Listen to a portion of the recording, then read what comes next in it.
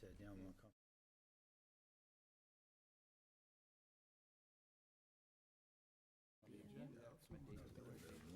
Sent out an email. Yes, Frank and I did talk late this afternoon. Good. You'll clarify that on the floor tonight. Good evening. I'd like to call to order the January 8th Falmouth Planning Board meeting. The first thing on our agenda tonight is the minutes from December 11th. Mr. Secretary, do we have any? Yeah, I recommend them approval of the minutes of December 11, 2018, as corrected. Second? All in favor? Aye. Aye? I have to abstain, I wasn't at the meeting. Okay, one abstain. The next thing is public comment. Is there anyone here that would like to speak on a subject that is not on our agenda tonight?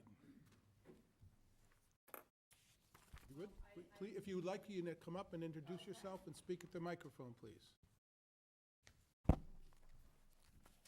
name is Denise Quinn, and we opened a retail store, and I applied for a sign permit, and they told me to come to tonight's hearing. I don't know if it wasn't on the agenda.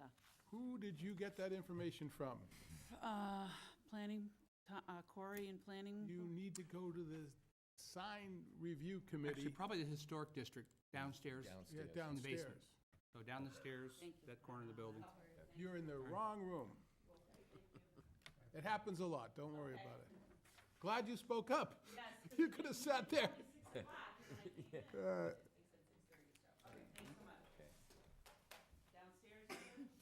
Yes. Far end of the building. Far end, wow, that was good. yeah. Saved her an evening. No one else? Then we have public hearings. We're ahead of schedule now. Yes, and I did want to note, if I may take a moment, Mr. Chairman, as we have been on the property, we're looking at the processes that we do, and it's not unusual for the planning board to have a hearing notice that basically says the hearing's at 6:30. So what we tried to do is ferret out and give time and date certain, because when you continue a hearing, you have to continue to date certain. So you'll see that there are increments that I just artificially assumed it was going to take about that much time. Where I've worked at previously, the board has said, well, I really don't want them stretched out that far, so if somebody decides they not going to make it, then the board might have to talk about something else for 10 or 15 minutes. So there they said, let's line them up like cordwood, 7-11, 7-12, 7-13, to which the applicant goes, yeah, you got a minute, make it good.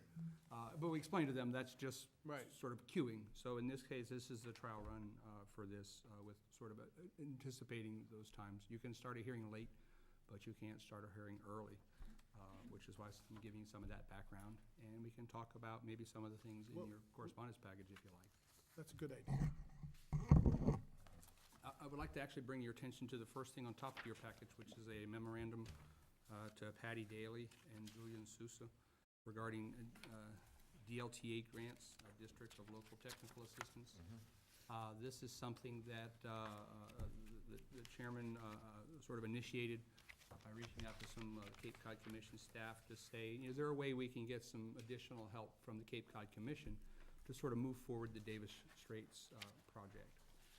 From the Community Resilience by Design, one of the products that comes out of that is sort of I want to say rudimentary, but a basic form-based code.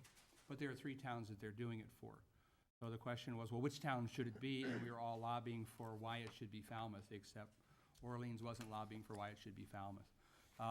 So the idea was, well, maybe we can take this critical mass we've got and extend it and get some additional work for the town of Falmouth. So this DLTA funding is to the Cape Cod Commission, and it is in 2 phases. One is $10,000 in commission staff time and technical assistance to develop a form-based code or framework implementation strategy. The Cape Cod Commission will collaborate with the town to draft a scope of services for zoning and related consulting to take the next steps on Davis Straits. So this is one thing we've applied for today. We'll hear back when we hear back. I'm not exactly sure what the deadlines are.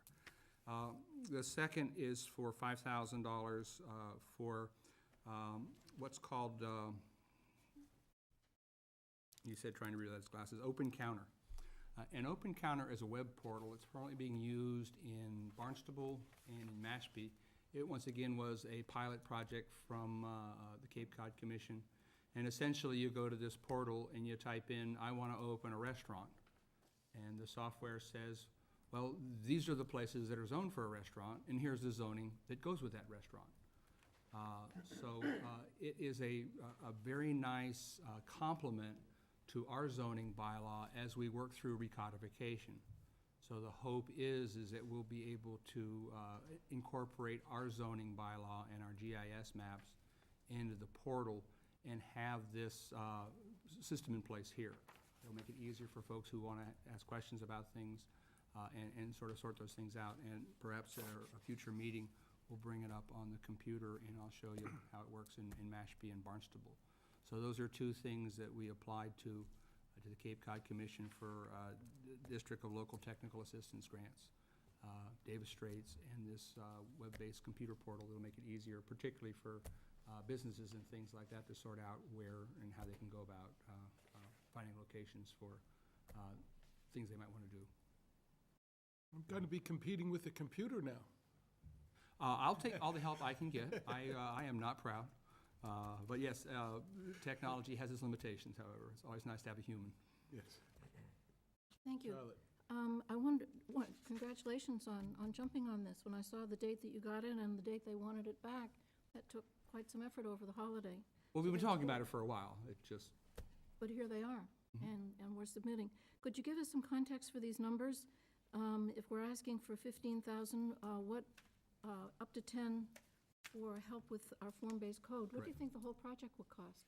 I don't know. That's why part of the issue is developing the scope to get to that point.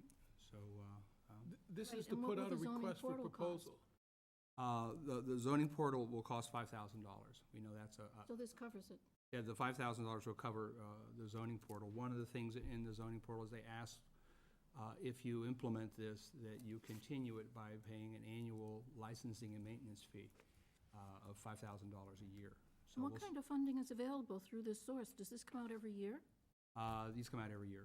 They do, and how much money do they usually, what's the range of grants?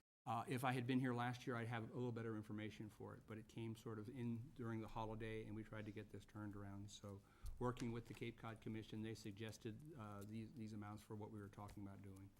And so we rolled with that. I don't know that I can ask for. This is the same program where Resiliency Through Design and the other programs that we looked at before, last year, that the Cape Cod Commission did and brought it, And it came from this source? it came from the same source, yes. Nice. So it's an application at this point, it's not Right, an right. award. I just wondered if we asked for as much as we could.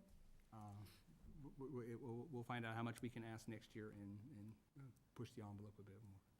Pat, you have a question? Yeah, 5,000 per year annual hosting and maintenance fee. Okay, we can go after the grant again next year for $5,000, but if it's not obtained, is this something that the town would be committed to because it is such a valuable tool? Well, this is sort of our test drive for this year, and if we like it and we think it's going well, then we can sign up for the annual maintenance, and we would have that regularly funded through the budget. That was the bottom line on my question. Thank So you. I'd initially submitted as a budget item in a memorandum that says, I'm not quite sure where this goes at in the budget, but what are the prospects for this? And it sort of hit the cutting room floor in the initial FY20 budget. But folks seem to think that in our IT funds and things like that, there's probably $5,000 we could free up. Probably sometime later in the year, because we really, I'm not keen on trying to incorporate our zoning bylaw as it exists into the portal. I'd much rather have the recodified version. So if we get to November with a recodification and we've got most of the linkages done with the GIS and the software, then we can import the new web portal. And if our bylaw doesn't change substantially, somebody's going to wonder why they're only charging $5,000 to maintain and update, keeping our zoning bylaw sort of linked to this thing because of all the sort of places where things are tucked in at. So this is our test drive. And like I said, when they just demonstrated at the Cape Cod Commission, it was pretty cool. It was a very practical application. I want to open a restaurant, maps and zoning. Here's 4 places you can open. Here's what the requirements you've got to do for that. And that makes a lot of sense for people who are trying to figure out, should I even consider this? Any other questions? Okay, so we're back on schedule, a little bit late now, that's good. Planning Board zoning articles for Springtown meeting. Public notice. Notices? Public hearing notice for the planning board zoning articles were published in Falmouth Enterprise on 12/21/18 and 12/28/18. If I may. So, as the hearing notice says, in accordance with Chapter 548 MGL and Article, all those X's and 3 I's of the Falmouth zoning bylaw, Board will conduct a public hearing on Tuesday, the January 8th, 6:40 in Town Hall, 59 Town Hall Square, to discuss the following proposed amendments to the zoning bylaw.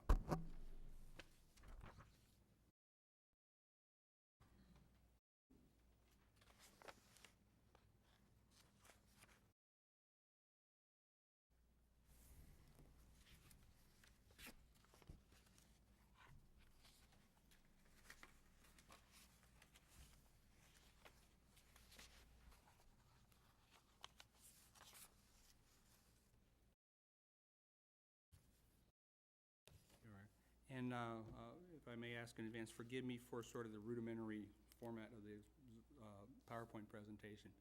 It's something I started working on last week and finished moments ago. So forgive me.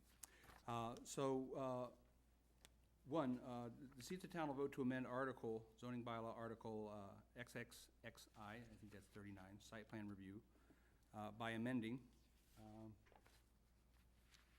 Section 24193 procedures by adding a new subsection C. So you got that one out of order, so if I may.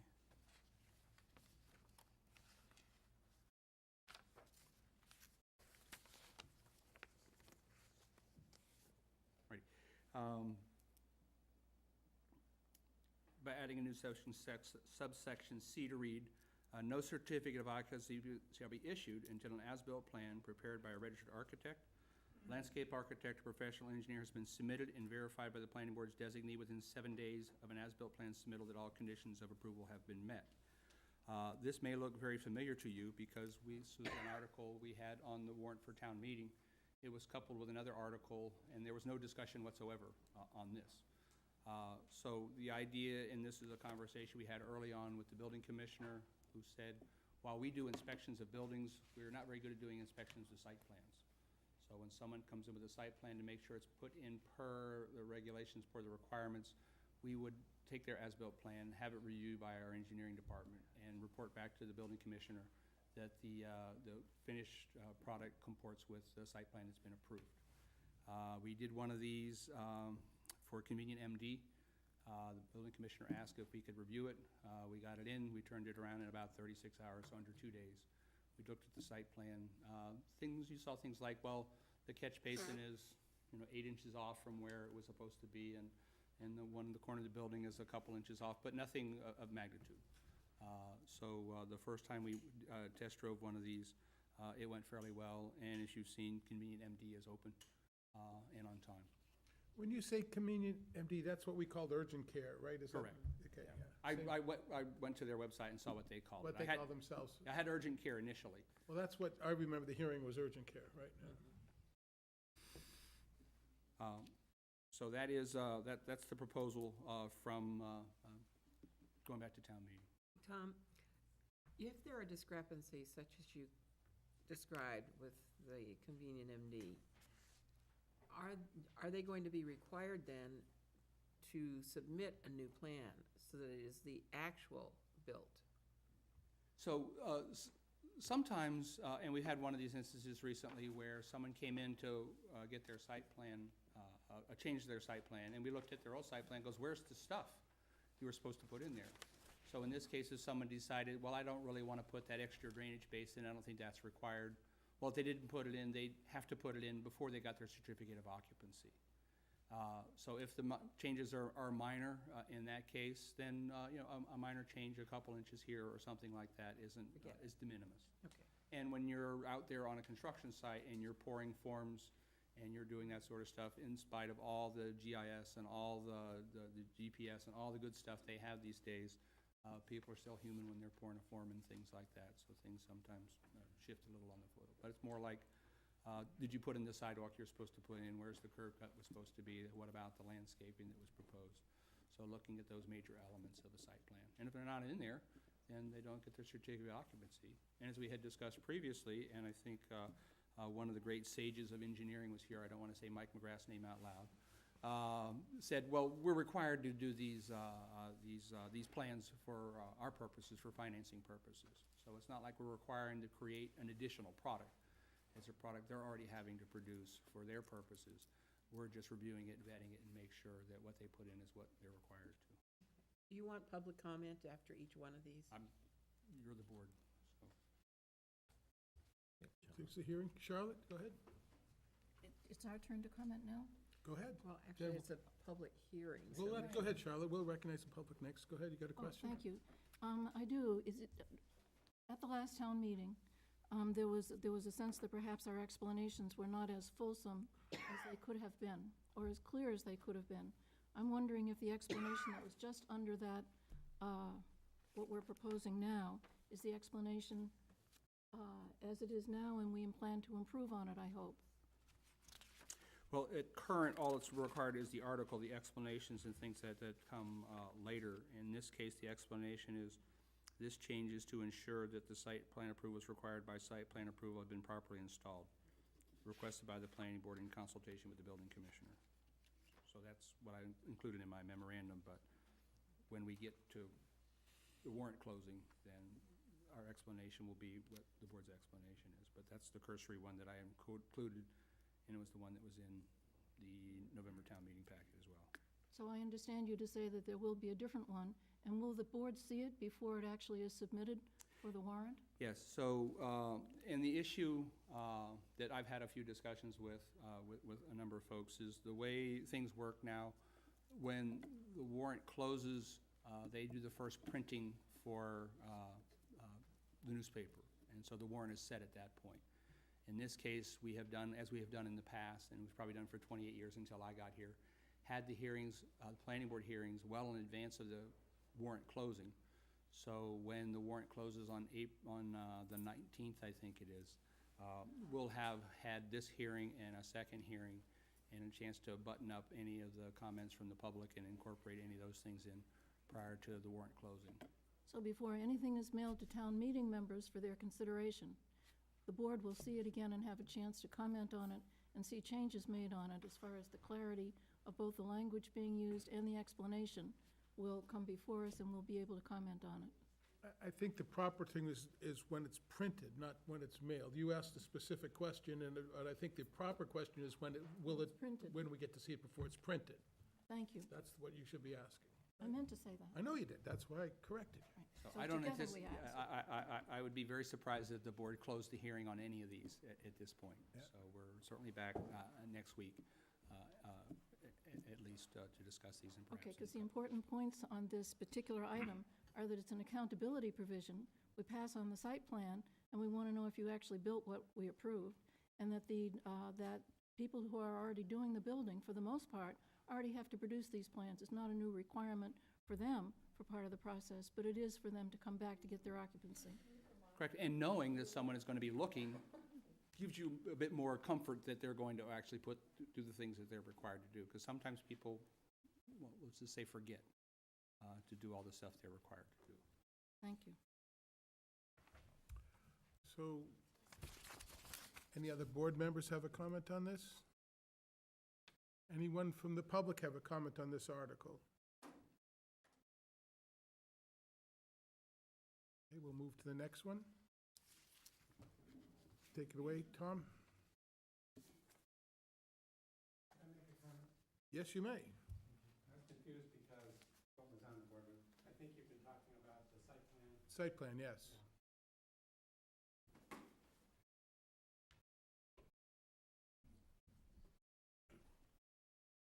For your record, I'm Bob Ament, an attorney who does some land use law. And I would just like to suggest that there be some words added that would allow for the situation when it is simply not possible to complete all of the requirements of a site plan review due to weather, because of future work proposed for an adjacent site. There are any number of reasons why there might be something undone, and the language that's suggested doesn't provide for those opportunities or those occasions. So I think that an alternative to having the everything complete would be to provide that what's left to be complete be adequately assured by covenant bond or otherwise, as determined by the planning board. To have everything done in every case isn't possible, so I would not like to see the bylaw written in a way that's going to just create problems with no out. Thanks. Can handle that, Tom? That's easy enough, isn't it, to add to it? I would welcome Attorney Ahmet's comments if he wants to send me specifically the language you're looking at. We'll bring it back to the board and take a look at it. That seems reasonable. Anybody else in agreement? John, good for you? Sure. I just have a question. Go ahead. Do we normally secure a bond and then release it at the end of the completion of the project? Not on every little thing, but he said bond or assurances. He had some language there. Assurances could be a promise. Yeah, I don't like that. Well, some of them are small. I don't think we're going to be bonding. Right, I mean, Well, there are. Mr. Ahmed, come back again, please. The classic example is for a subdivision, there's some sort of surety, whether it's a bond or a tripartite agreement. There are also provisions, there are also possibilities for a surety otherwise. Statutorily, they're very well spelled out in Massachusetts General for subdivisions. But I think if the board could condition something like that. Mr. Ahmed, would you?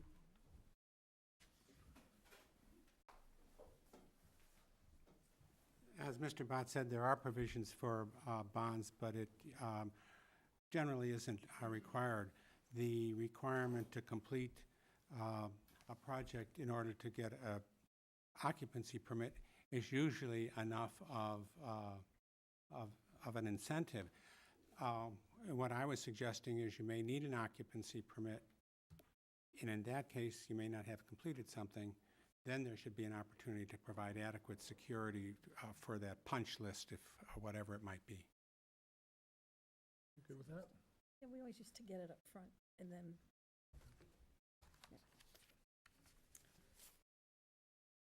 Ready, if I may.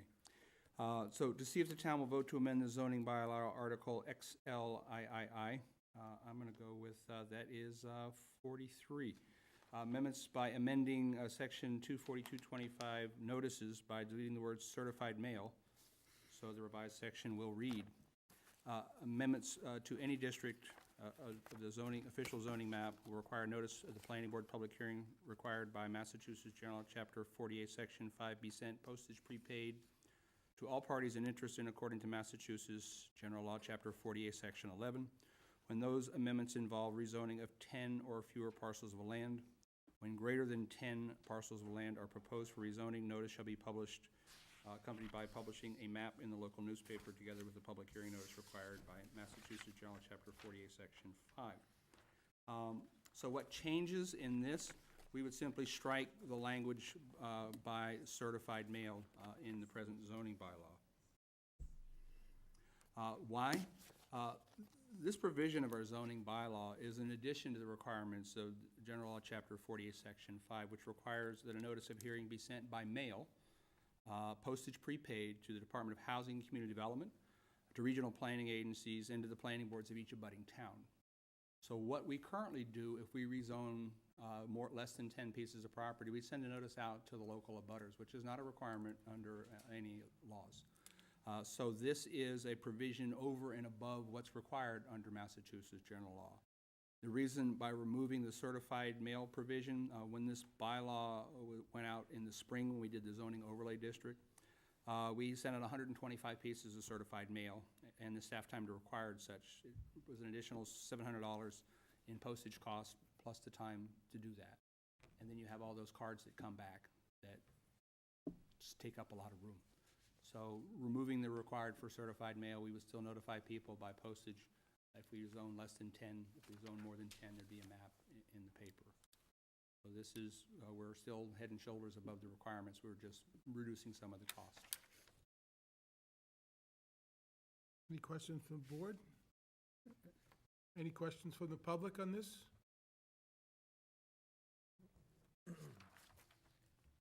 Okay. Next.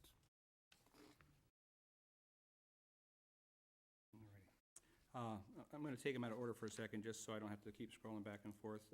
So this is change requirements for a nonprofit, for a not-for-profit, for medical marijuana.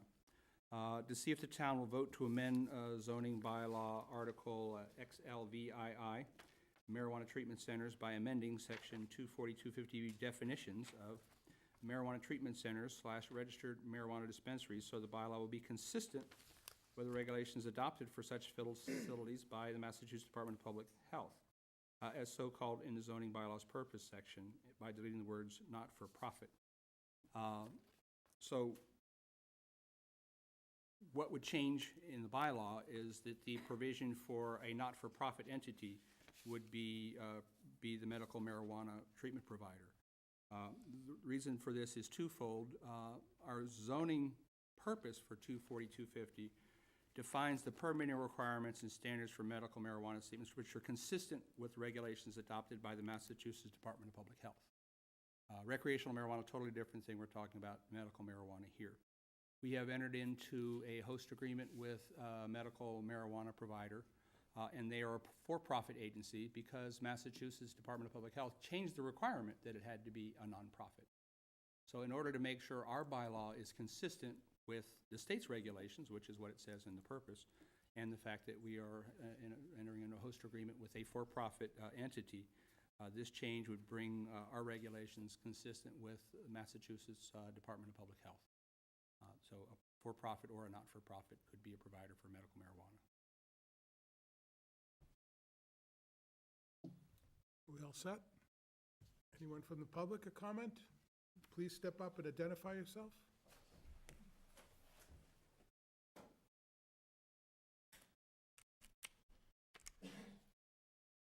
I'm Elaine Weston from 10 Albert Lane, part of the time, and I was just wondering, do you know where you're planning to put this facility?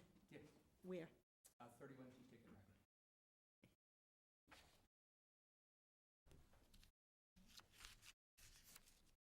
So for those who couldn't hear it, home 31 T-Ticket Highway, I believe is the address that's been proposed for this. And we have been working with the applicant prior to them applying on site plan and requirements for site plan. One of which, interestingly, requires no trees or no shrubbery that someone could conceal themselves behind within 50 feet of the front door or the parking for customers. And we extensively reviewed this. We made sure it had to be in B2 zoning, that it had to be certain distances from schools, churches, and maps. We brought them all out in the past, and we circled all the areas, and there was only 2 or 3 spots in town where it could possibly go that didn't hit those requirements, and this is one of them. So we kind of knew it was going here as soon as we did the maps, because there was no other place it could. So up until this point, most of the zoning bylaw changes we have talked about would be properly classified as housekeeping, as minor changes, which are typically what we would see for the annual April town meeting. The next requiring setbacks is a bit more of a lift. So in this case, this is regarding a maximum setback from the street. To see if the town will vote to amend the zoning bylaw Article XI 4, 14 dimensional regulations by amending Section 240-68 setback subsection A, establishing a 30-foot maximum setback from the street frontage for parcels in the general business, Business 2, and Business 3 districts. So the revised subsection will read, minimum setbacks from the street frontage shall be 25 feet. However, in the general residence, B2 and B3 districts, there'll be a 35-foot setback. And as you notice, I have a typo in my hearing notice. We had talked about 30 feet. At one point, it was where we're going to go with 30 or 35 feet. The staff's recommendation was 30 feet rather than 35 feet. To give you an example, we've got some pictures. 30 feet is a setback to the Marks Poorhouse. The bylaw says currently, with the following exceptions, so that's where our change ends. But just to give you an idea about the current exceptions, this is the list of the following exceptions after that very simple statement that everything is a 25-foot setback. They include, and it took quite a bit of research to find out in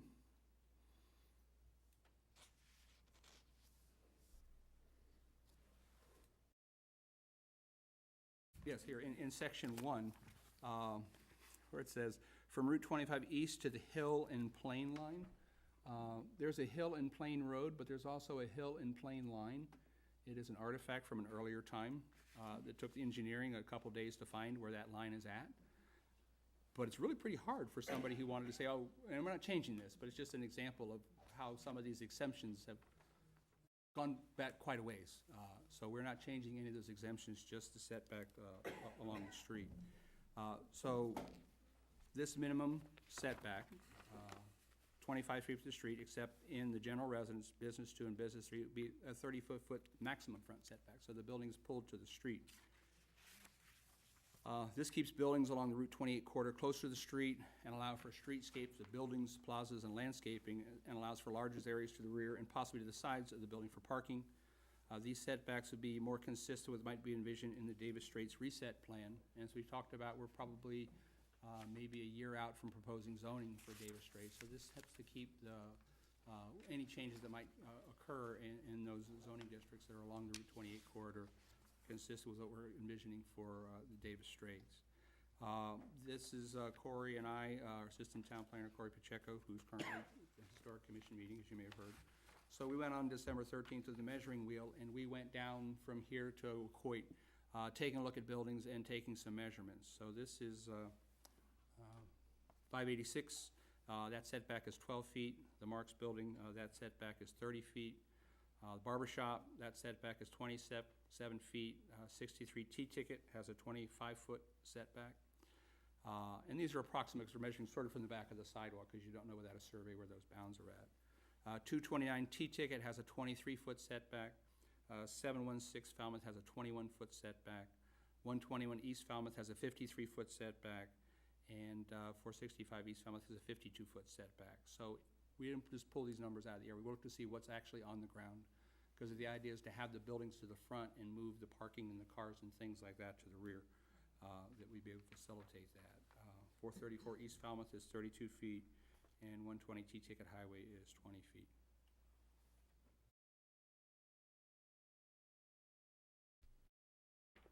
Happy to take any questions. John? So someone called me up and asked me, Tom, they have a structure right now that is in a B2 zone, and it is closer to the street than the 25 feet. And it's under, it was built under a special permit. So if this gets passed, can they then ask to have the special permit taken off of their property? Well, you can't remove a special permit without amending a special permit. So conceivably, but I'd have to, you know, sort of run that by council. Obviously, they would have, it would be, if they're well, we'd have to take a look at the particulars, but you just can't sort of, you know, evaporate a special permit condition. You have to come back to the hearing Well, process. I understand. Yeah. They understood that, so. I would venture to say, but I'll have to look a bit more into the particulars about it. So it doesn't have to be right now, but I had one other question about the marijuana that I didn't realize we You were missed moving on it. so quickly, yes. So when you have a chance. Go ahead. So looking at the language that we have here on our sheets for the article, Tom, again, I got a couple of phone calls, which I don't hardly ever get phone calls, but this was a couple of phone calls. It doesn't read medical marijuana anywhere. It just says marijuana dispensary or treatment center. It doesn't say that it has to be medical marijuana for profit. Is it, am I misreading it, or did? No, this is what our bylaw says, currently, a medical treatment center, and in that definition, In the definition of medical treatment center? yes, so that definition is an entity, here below, right here. So the definition of a marijuana treatment center is an entity registered under 105 CMR 725 that acquires, cultivates, possesses, processes, transfers, transports, sells, distributes, dispenses, or administers marijuana products, including development of related marijuana-infused products, MIP, related subjects, or educational materials to registered qualified patients or their registered personal caregivers. So, But the word medical marijuana isn't in this. not that I'm seeing right here, and I can go back and take a look and see what's in our bylaw, and if we need to amend something in that definition. So could it be added in this article, that language? Because there was a lot of concern from the people that called me. Well, That this would allow, this is the first step in allowing for-profit marijuana centers in the town of Falmouth. so there's a couple steps to having a recreational marijuana. One of those is the selectmen or the gatekeepers, and they would have to submit a letter of support or non-opposition for someone to create a recreational marijuana facility. In the absence of the selectmen doing something like that, recreational marijuana can't start, and there's not a provision in our current bylaw for recreational marijuana. But I'll go back and take a look specifically at if we need to do some wordsmithing to make sure that the word medical is more prominent and not implied. I think if it's not worded properly, there'll be a lot of opposition to this. So this is, once again, this is the bylaw that we have on our books. The only changes we were making are essentially those 4 words, striking not-for-profit and adding an N to the article, because it's an entity, not a entity. But that's our bylaw as it currently exists. But we can take a look at, and I'll confer with council about, do we need to reinforce the medical part of medical marijuana? Just can't. Those are the concerns that were spoken to me. Bob? We just can't add medical marijuana treatment center to the beginning of that? Chances are, if we, what we've advertised is section 24250B definition, so we're certainly within the realm of what we've advertised. We can't go into another section of the bylaw and change something without another ad. And it's conceivable there could be other petitioned articles, so we could be back with other hearings as well. But we kind of wanted to get the planning board's business done and squared away prior to the warrant closing. But I would venture to say your very simple suggestion is probably appropriate. Pam? I think that would go a long way to calming people's concerns that there would be a recreational marijuana distribution place as opposed to medical marijuana, which means that the physician actually has to have certification to prescribe medical marijuana. I mean, it's a multi-phase process, but at least people would understand it's not just walking in off the street. You have to have a prescription from a certified physician, and not all physicians want to even deal with it. Exactly. So I think that would go a long way to clarifying exactly what this center is. Right. And do we know, I do not know, but does anyone know how Falmouth voted on the ballot measure for recreational marijuana? Did Falmouth approve it, or? Did not. Did not. Yeah. So there's one of those other bastions to keep recreational marijuana at bay. That if you didn't vote for it, then it has to go to a ballot measure to change that. Towns that supported recreational marijuana, if the selectmen wanted to take an article to ban recreational marijuana and a town voted for it, that would have to go to a ballot and probably would work in the reverse. If the town voted against it and someone wanted to create recreational marijuana, chances are it would have to come back to a local ballot. But at this point, I'm in way over my head. Yeah, I just would like that clarified. Okay.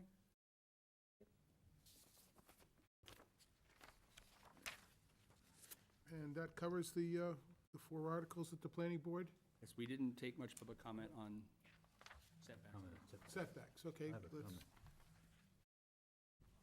Paul, you go first, and then Mr. Ament. I noticed you took the liberty of going out and measuring the setbacks along Davis Straits in several areas. Would you just explain how you measure that? Was it property line? Was it the curb? How did you He determine that? said he guesstimated, he said he wasn't sure, he kind of you don't guessed know from where the the inside property of the sidewalk, that was a guess. In the absence of finding a bound on the back of the sidewalk, essentially we measured from the back of the sidewalk. So those are plus or minus a few. Thank you.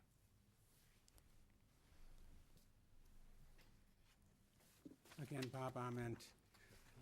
I appreciate the intent of the article is to put green space in the front of buildings fairly close to the street and to avoid parking, which is already in the bylaws as generally not to be in the front yard. But just to be clear, what this proposed change would do would say that the minimum setback is 25 feet, which is what it is now. And the change would be that the maximum setback will be 30. So all buildings would be between 25 and 30 feet setback from the street. I'm particularly concerned that this change would relate to the general residence district, which includes substantial areas. Most of the general residence district is in fact residential. It's the area south of Main Street, King Street, Nye Street, and so on, and the area to the east of Locust Street, going all the way to Sitter's Pond. Now, of course, it's substantially developed already. I don't think there are too many vacant lots. But the requirement that houses must be close to the street, I don't think is what the intent is here, or should be the intent. I think commercial development can be treated different than residential development. And once again, this change provides no flexibility.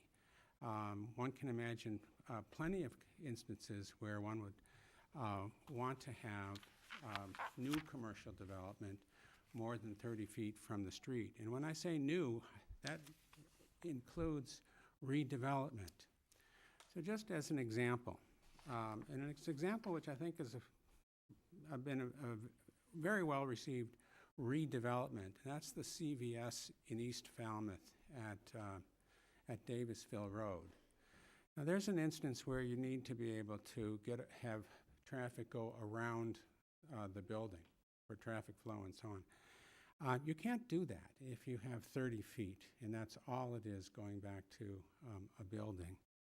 And I think also where you have existing development, and so we're talking about redevelopment, and remember, if you tear down a building entirely and build a new building, that new building under current case law has to comply with the zoning requirements. So I think that this bylaw can be a significant disincentive to the rehabilitation of properties which would already may be significantly back from the street.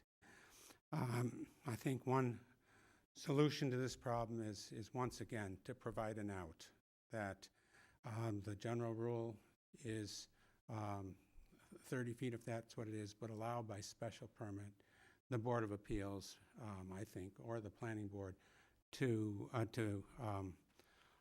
allow a greater setback. To just rely on the availability of variances in the unique topography situation is simply not enough leeway in the zoning bylaw. Thank you.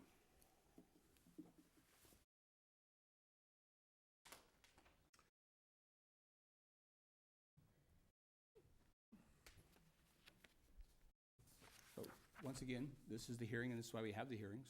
So if there's language that Attorney Ament would like to suggest, I'll be happy to incorporate it. We'll bring it back next week and look and see what it is and talk about it. Bob, you got something? Pat? I have a concern. I've been thinking about this since you first had spoken to me about it, Tom. One of the things that we didn't want to see is a wind tunnel effect. If you've only got 5 feet difference between minimum and maximum, it's hardly there. And so you're going to get buildings. And I would say particularly I have concern in B2 and B3, not probably as much in the GR, that you can get, then you're just going to get building right along that line, and they're all going to be right up. When we were talking about what we like to see when we had the commission here, we were distinctly talking about having sort of this one close, that one far away, so you could have, say, a picnic table or benches in front of one of them and right up against the sidewalk with another one that provided a more interesting streetscape. I agree with the intent here to get the parking into the back and potentially at the sides, not to have that cluttering the front. I just don't know that this is the way to do it or how we can do that to provide that gracefully meandering frontscape. And I also think having a minimum setback of 25 feet, you think of a piece of property that maybe they could get more parking in the back if it was moved a little bit further into that setback. And that would also align with what you just said, Pat, about giving it, but I don't, how do we do that? How do we allow for that without it having to come to getting a variance? Because we want to keep things as Simple. clean and simple as we can. John? What if you just remove the word 25 feet? Hmm. Just say maximum setback of 35 feet or 30 feet, and remove the 25 feet, because whoever it is going to have to come in front of this board Yeah, for site plan review, and yeah. So the bylaw currently says minimum setbacks from the street frontage shall be 25 feet with the following exceptions in that 2 pages of exceptions. So what this envisions is in these, 25-foot would be that minimum setback in all zoning districts other than GR B2 and B3. And along that particular corridor, there's also industrial areas, there's also residential areas and things like that. And to Attorney Ahmed's point, I think that having some provision for single-family residences, because while you might not want a single-family residence closer to the street, if we're talking about multifamily and things like that, you could pull multifamily closer to the street with the massings of the buildings and things like that, and look at the particular design elements in the Davis Straits, because you don't necessarily want to pull off to an apartment block with a sea of parking in front of you. So multifamily might be different from single-family as we move forward with developing a multifamily zoning district. Charlotte? Thank you. Support John's suggestion that we take out the 25 feet rule so that you can be 30 feet and going forward. And that makes it a simpler thing to explain, but it might not make it simpler as a warrant article. One of the things that was impressed on us by the Cape Cod Commission in talking about form-based zoning is that we would want to build, not by setbacks, but by a build-to line, so that the language somewhat changes, but it's really about setbacks. But the notion of a build-to line gives you, you're calling it a wind tunnel, but it gives you a more or less uniform line of buildings, maybe occasionally broken, but as a rule, not, so that you get that consistency of landscaping, of trees, of sidewalk, of probably a bike lane. There's room for that. And we'd want to allow for that and not encourage in any way that it's going to be a really scattershot look going down. What do you think of John's idea of taking out the 25-foot wording and have It's- just the 30-foot setback? It's possible, but don't mix the bike lane in there. The bike lane's in the street. This is going to be on the person's property. The street is different. The streets would have, we wouldn't be requiring a bike lane on a private property. Okay. Okay. I think a mixture is right.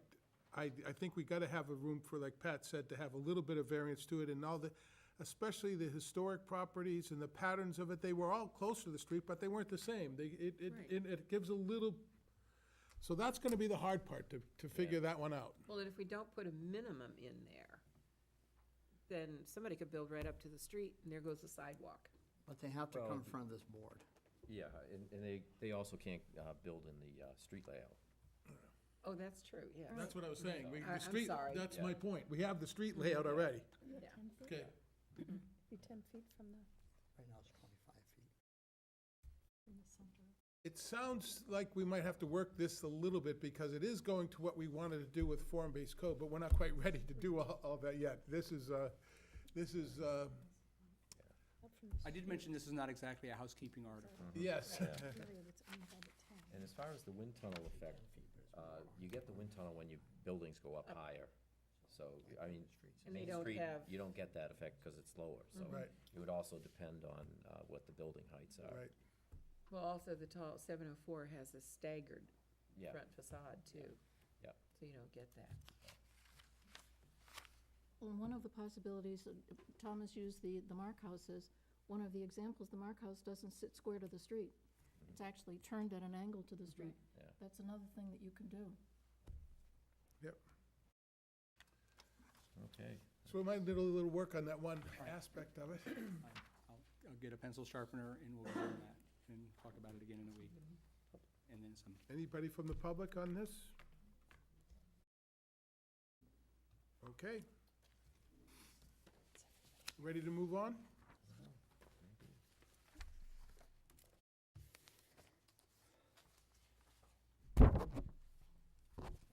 So then, You done with these? yeah, the next one is applicant Burton Trust, Slade M. Burton and Janice Burton trustee, special permit application to construct a mixed-use building, first floor offices and 2 apartments above, with lot coverage by structures and parking and paving at 69.4%, located at 160 Catherine Lee Bates Road, Falmouth. Falmouth Engineering? Yes, Bob. And just as a disclosure, I've known Slade Burton for a number of years. He volunteered at the Mullen Hall Computer Lab when I was a teacher there, but I have no financial interest in this project. Notices. Notices? Jim, I just have one question. Usually this screen is much brighter. I don't know if the people at home can see it with the light turned off, or if I should turn the light on, or if it's okay the way it is. Try the light down and see if it works. But the screen is very dark, so I just don't know. I think if you shut this light off here, it makes that brighten up. John, try this one. Try shutting this one off. I thought it comes most clear when this goes off. What do you other people think? Is that okay? You gotta see the speaker, you gotta see the speaker. Yeah, we should ask the guys in the TV room. The screen is very dark Speaker has to compared to be what it lit. usually is. Speaker has to be Yeah. lit. I don't want to put the whole room We in have to have dark. lights on the speaker. Okay. We gotta work these things out. I'm just Prob- asking. Probably need a work light on the desk there to make it work. Notices. Notices? Notice of public hearing for Burton Trust is published on November 23rd, 2018, and 28 abutters were notified by certified mail return receipt. Mr. Ament? Thank you, Mr. Fox and board members.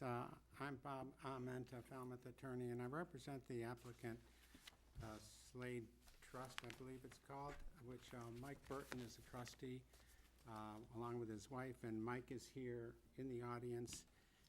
Also with us is Mike Borselli of Falmouth Engineering, who's prepared all the plans you're going to see, other than the architectural floor plans and elevations, which were prepared by Rescom Architectural up in Bourne. The Slade Trust proposes to remove most of the existing one-story office building that's on Catherine Lee Bates at 160 Catherine Lee Bates Road, keeping a portion of the non-conforming portion of the building. You'll see on this existing conditions plan, which is in front of you, that the existing building extends, this is about 4 feet from the property line. The proposal is to remove a portion of that nonconformance, leave the setback at 10 feet, which is what it would be if this was, for instance, a business redevelopment district, but it's a business 3 district. And that will still be non-conforming because it is a 20-foot setback in the business 3 district. So we will improve that non-conformance, reuse the portion of the building that's within the setback, keeping the slab foundation, the walls both to the north and to the south, and some of the framing. So we'll reuse that nonconformance, and then the rest of the new building, everything that's not within a setback area will be new construction. And the proposal is to change the one-story, approximately 2,000 square foot office building to a building that will have about the same amount of office space on the first floor, but better space and new, and above it will be two-bedroom apartments. So the use of the property, again, will be offices on the first floor, residential on the floor and a half above it. This mixed use is the kind of development one would like to see next to downtown. Again, this isn't in a business redevelopment area, it's nearby, but the goals of this kind of redevelopment are consistent with the town's plans. So the existing building has not only the side yard nonconformance, it also is nonconforming just slightly with respect to the front yard setback. The parking is somewhat nonconforming. The width of the aisle to the east side of the building running to the existing parking is only 13 feet wide at one point.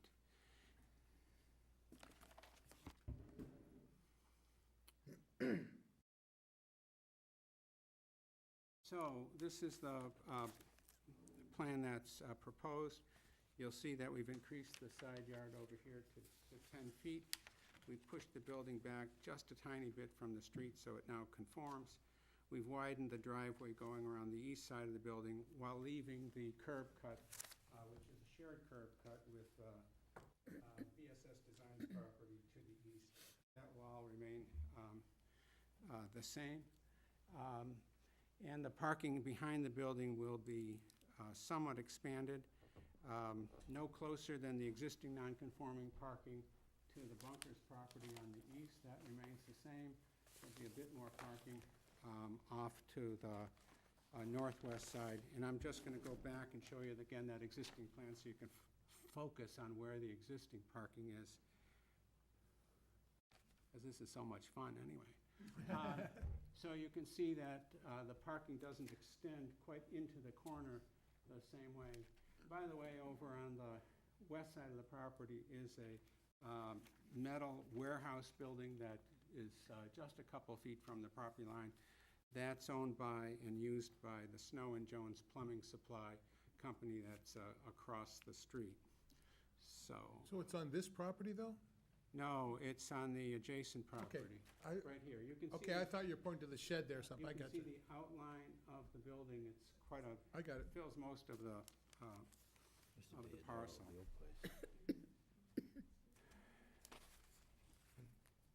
Do we have any site plans? We usually have a site plan. Well, we're trying to use the, I understand. Yeah, there are hard copies if you're careful. Yeah, Oh, yeah, please, it's just hard to follow from this. okay. very. Maybe you can see it, but I'm so close, it's hard to see. No, I actually studied them up in the office, so I didn't mean to interrupt. very Tom, but- familiar with it. So there are 7 parking spaces on the, that serve the existing building. The proposal is to increase the number of parking spaces to 9. If one met the zoning bylaw, that would be 12 parking spaces. But we are permitted under the zoning bylaw to request a parking reduction, as we have, by special permit in cases where there's mixed uses with different peak times. And also in this case, there's a fair amount of public parking available on the streets and in other lots downtown fairly close to this location. Now, one of the features on this site plan is that an area of about 520 square feet is shown as proposed pervious pavement as an alternative. And that's the area of the walkway. It's this light green. And here, and mostly the handicap parking space and the walkway and aisle next to it, and the ramp up to the covered entry. If we use that pervious pavement, pervious concrete pavement, or pervious pavers, then under the zoning bylaw, those areas don't count towards lot coverage. That's in footnote 3 of 240-69A. And if we do that, then our lot coverage would only be 64.4%, and we wouldn't need a special permit. We wouldn't need the special permit that we've applied for. We'd like the alternative to do that. We might prefer to not use the pervious pavement. There is some maintenance requirements involved in that, and it may be more expensive. But if we do that, there are actually some environmental benefits, and again, we wouldn't need a special permit. We wouldn't be changing the drainage structures in any case. The drainage is provided on the plans is to take care of all of the parking and pavement areas, whether pervious or not. And so the only change on the alternative we'd like to have is to be able to do the pervious pavement. I have a question, though. You said that are rebuilding with, you're not getting the total setback, so you would still need a special permit for the setbacks, because you're... Yes, but that's a special permit, which we've applied for from the Board of Appeals, and we have a hearing. Okay, so it's not from this board? Correct. I understand We now. have a hearing. I got you. And I didn't mean to suggest we didn't need that special permit. I'm all set. The only reason why we've applied to the planning board for the special permit is to have the ability to have 69.4% lot coverage instead of 65, which is allowed by right. And so we hope to get that special permit from you. I'd like to acknowledge the work that was done by the planning staff, and I assume that all of you have seen this document, which was prepared. And it's really, I think, a terrific staff report that provides you with not only the comments from other town officials, but provides our responses over the past couple of months to the issues that have been raised. And if you've all had an opportunity to go through that, then you already know as much about this case as I'd like you to know, because it's all in here. I just think it's going to be hard for them to keep up that amount of detail on every one of these. I think it's an excellent Well, report. and let me say, that is the handiwork of your assistant town planner, Yes. Corey Pacheco. We talked about getting better information and going from sort of film loops to Technicolor, and I think Corey's done a spectacular job with this, and we expect to see actually more of these. It's amazing. When I saw that, I thought, Yeah, wow. this is wonderful. There were a couple of issues identified in the report, and I think we have now responded to them. We've had, and unfortunately just didn't get to you, a landscape plan. It is included in the materials in your file, and I noticed, quickly looking at it, that it's here. So we have a full landscape plan that's proposed for this project. And the landscaping is important because it's one of the criteria for a special permit to have lot coverage exceeding the 65% under bylaws sections 240-69D. That's an interesting provision. To my knowledge, very rarely used, and yet a very powerful and important section of the zoning bylaw. It essentially says that if you meet certain criteria, including proper landscaping, keeping the drainage wastewater on site. Actually, it allows for 10% to go off the site, which is certainly not the way we do things today. And no soil loss. Again, it says you can have 10% soil loss from the lot, whatever that means, but we never do that. And then it has the curious provision that says that the number of traffic trips per day shouldn't exceed 4 trips per linear foot of frontage. Now, what that has to do with lot coverage, I have no idea. In this particular case, we have 85 feet of frontage. Multiply that times 4, and it comes to 380, thank you. 330 or so trips per day. The proposed uses generate, under the ITE reports, about 35 trips per day. In any case, we meet all the criteria of 69D in that section for a special permit. The report, the staff report, goes through the criteria. It does raise the question of the landscape plan, which we have provided. It does also talk about lighting. Lighting is actually shown on the plan. If I go back to it.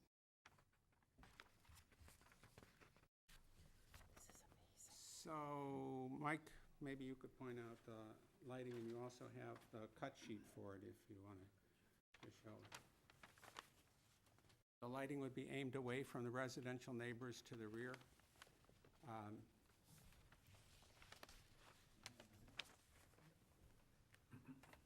So the red circle here shows one of those light fixtures. I can't reach it, but up in each corner there are one more in each corner. to light the parking area to the rear, and I assume there'll be some lighting that's not shown that's on the building. Now, it might be shown on the elevations. We did submit those. So this is intent to keep the lighting down and on the land and Yes, not up in also, the sky? and also in the rear, the sides of the lamp that would face the butters to the rear would be blocked off. Blocked off. So the light So would it's only focusing shine everything down and on the land, not illuminating the whole area. That's right. This is the floor plan of the basement with storage area for residents and the business. See where this will be full basement, but this uses the existing slab over here, these existing sidewalls as well.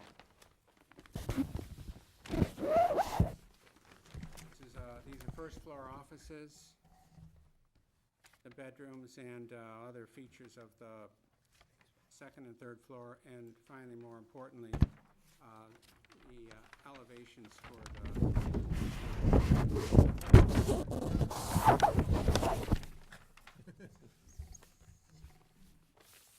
the building. Is 32 and a half feet tall. As you know, the bylaw would allow it to be 35 feet tall. Well, particularly given the limited nature of the special permit that's requested, I feel I can end my presentation. Be happy to answer any questions that you have. I think I've addressed a couple of issues that the staff report raised questions about, namely the lighting and the landscape plan. Could you just go over the materials quickly on the building, the siding and roofing? I know it's in the site report, but I just thought somebody should go through it for this. The architect isn't here, but I think Mike Burton could probably do that. That'd be fine. That best, I'd be guessing a little bit. We're incorporating design review and site review into the same meeting here, so we're jumping around a little bit. Thanks, Jim. Next. Mike Burden, so thank you. So plans for materials are standard architectural shingles, clapboard or shingling that would fit within the area, nice windows, not necessarily casement windows, but nice windows that'll, regular windows that you see in your house. Besides that, what else do you think? Okay. Charlotte, you had a question? I do. I agree this is really a marvelous report. It's done nearly all of our work for us. But there's no applicant response to the recommendation that the staff makes about the visual impact on the neighborhood. And I wondered if you wanted to comment on any of that.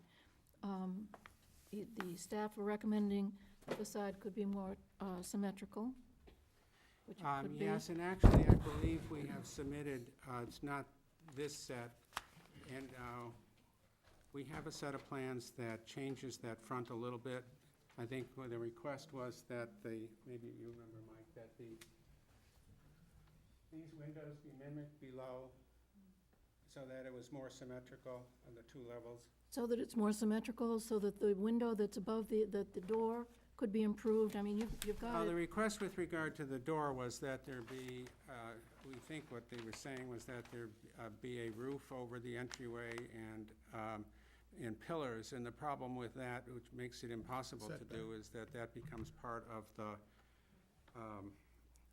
the structure, and we'd be back to being within the front yard, which we can't do. We don't want to do. But there are other possible changes than the recommendation that's here. That sort of semi-Palladian-ish looking thing that doesn't go with the rest of the building could be changed to make it more appropriate to that kind of colonial-looking building. What I'd And so suggest, could the door. What I'd suggest is that, although I would hope that you'll close the hearing and be able to approve this quickly, we could go over with the planning staff the alternate set of plans that we have that addresses those issues. Well, that puts us in an odd position where we would be, we'll be closing the hearing but not approving. That's true, but the I think you main... can close the hearing, but allow the submission of a revised architectural plans. True, then and I think that's the what you the could main vote thing on. to address is the nature of the dormer on the third floor. Could you elaborate on your point there? Yeah, I don't know if anyone, if you haven't had a chance to look at the drawings close up, if you can read it very well, but those dormers up there, rather than being standard or more nearly standard colonial dormers, have, there's a setback in the middle in order to allow for balconies for each of the apartments that are up there, which is a very nice amenity for the people who are renting there, but it gives the building an appearance more of a tenement. So the suggestion is to find an alternative to that, that maybe the kind of gabling that was done for the back of the building might be more appropriate, or simpler dormers across the front without the balcony kind of thing. But there'd be a number of possibilities, not just one.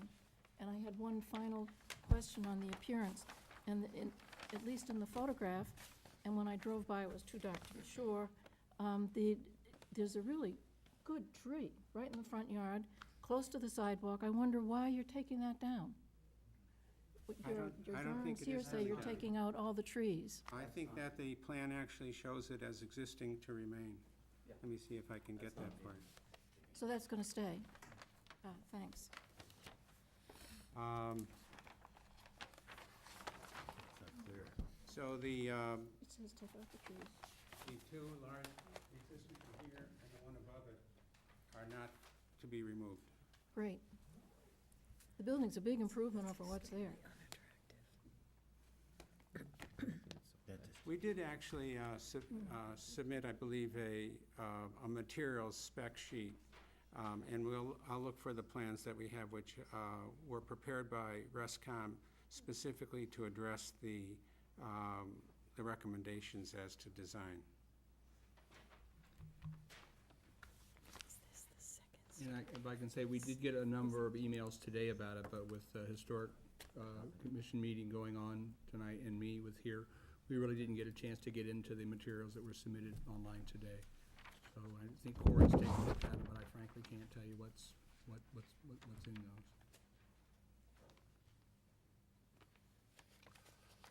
Well, I think it's a huge improvement. I understand what Corey was trying to do, but it's a tough site. They're pre-existing,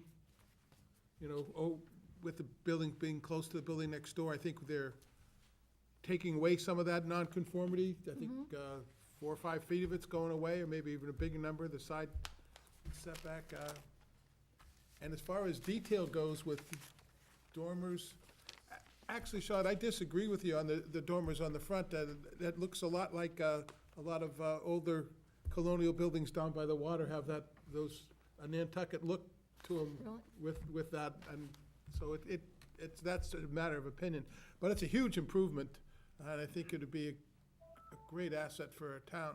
And also, having the housing downtown is really, Right. we need to get everybody to start thinking that way. 4 apartments. Just having places to live above stores is a smart use of our downtown land. Yeah, looking at that, I don't know how you could do something different other than putting another shed dormer on there, which would make it look like a layer cake. Yeah. And I think this breaks up that roof line so that it doesn't have that appearance, so. I think it'd also be a nice place to live. Yeah, yeah. But I do agree, the 4 apartments are great. This is what we- No, this, Two units down, well, I think it's only 2 apartments. no, They're two-story apartments. it looks oh, they're That's what I 2-story said, yeah. apartments. Oh, okay. Because I read Bedroom up there. 2-bedroom, the way I read it, it 4 bedrooms. it equated to 4. Two bedroom, Okay, two. okay. Because I looked at the floor plan and Right. I. They'd be pretty okay, small if they're 4, Okay, but we could do it, I mean. yeah, okay, It's okay. okay. There's one feature that I think is worth pointing out because it was a concern to the bunkers, and that is that Mr. Borselli is pitching any water from here is all going back into the property to these catch basins, so there'll be no runoff of rainwater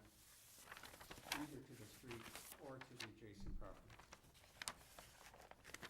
So there's no runoff. Correct. It's all controlled on site. That's what most of the time we require now. Any other board members? You all, anyone from the public want to comment on this?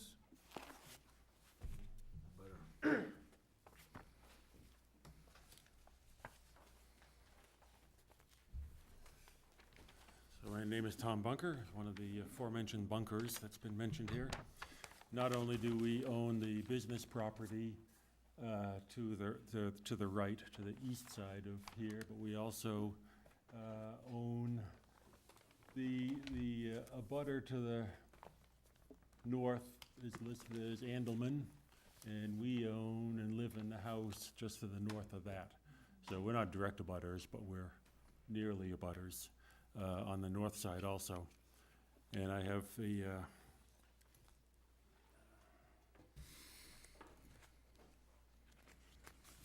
if I can remember how to open this up. Going in the right direction. There it is.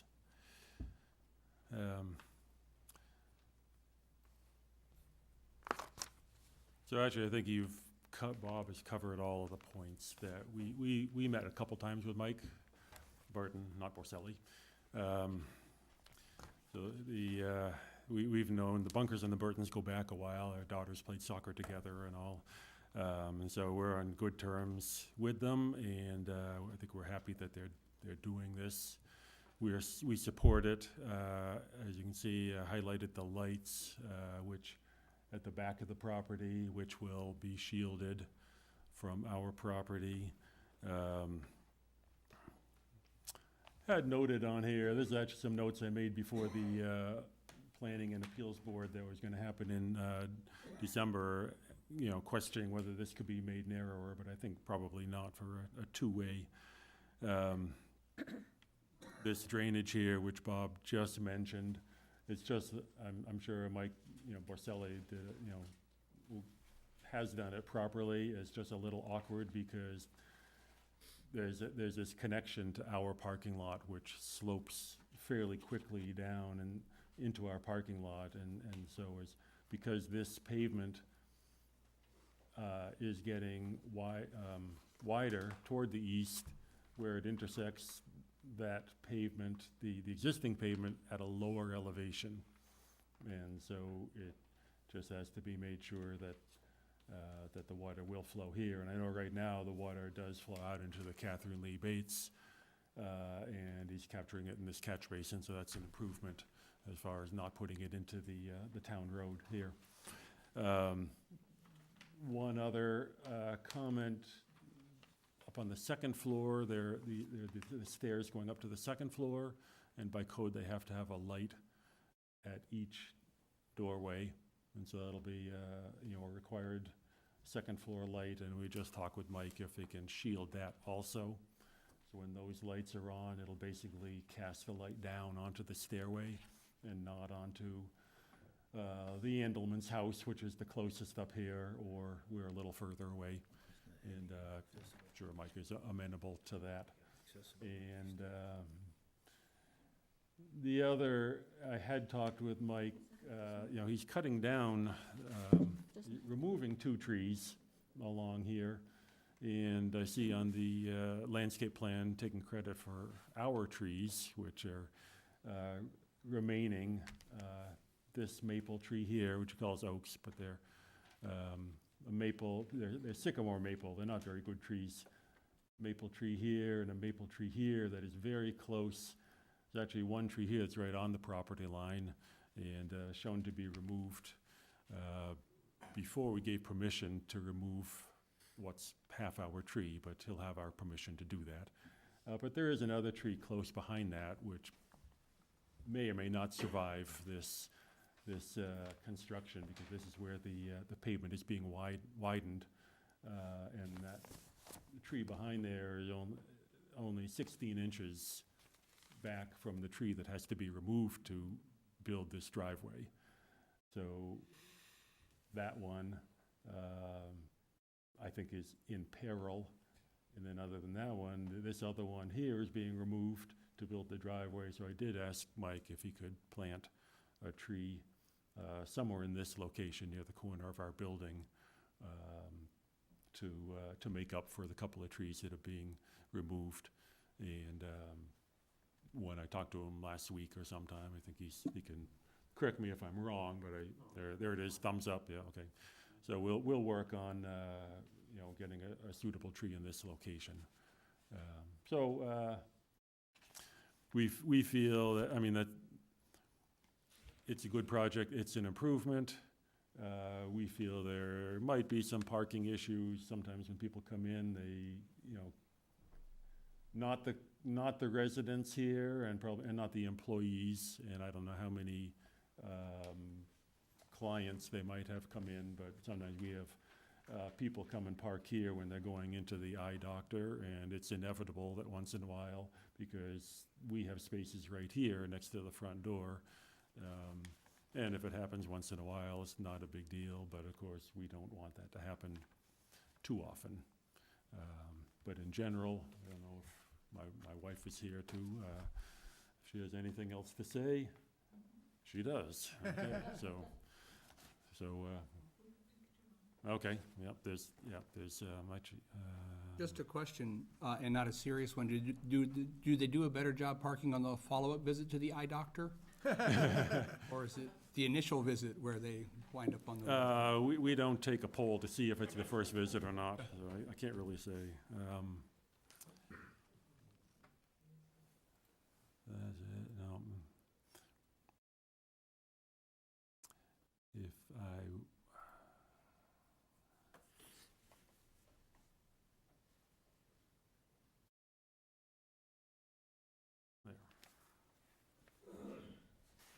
My name is Beatrice Bunker, and so I'm the owner of both properties that Tom just mentioned. I also happen to be an architect, and I want to thank Mike Burton, actually. He really consulted with us a lot. We were able to give him quite a bit of input. I agree with the assessment of some of the elements that were mentioned in terms of what additional improvements could be made. However, I am not opposed to that dormer. I don't feel that that's inappropriate for the building. I do agree a little bit with the placement of the windows here. I will probably make them symmetrical to the... Use the mouse. Use the mouse, yeah. I am not a computer. Anyway, but I think those are not really, I don't want to talk about architecture here. I want to more talk about me being a neighbor and having some concerns about the size of this building and the number of occupants and parking spaces needed, because I do think that our parking lot is definitely more convenient, and we have, as Tom mentioned, he's always very nice, but people do park on our parking lot because not only are we more visible, we are more convenient, we are right there, right at the front door, and it's a little bit daunting to me to know that this building, and it's all within the limitations of, or the maximum requirements that they can go to. So I'm not opposing necessarily the size of, well, I know that it's allowed by setbacks and height limitations, but I wanted to just show you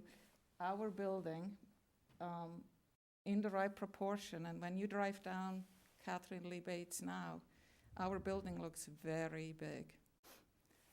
It's gonna look very small. And so even though it's a really nice development that he proposes, and I like the use of it, I think it is, I'm questioning a little bit if it's not overdeveloped. And the concern is mostly that these trees that we are on paper keep remaining. I don't think they will ever grow. They will die because the pavement literally goes right to it. And I don't know the regulations about the width of driveways, but I'm wondering if the 18-foot driveway could shrink in width to allow maybe these trees to survive and give a little bit more landscape, because when you, Tom, can you switch to the side plan?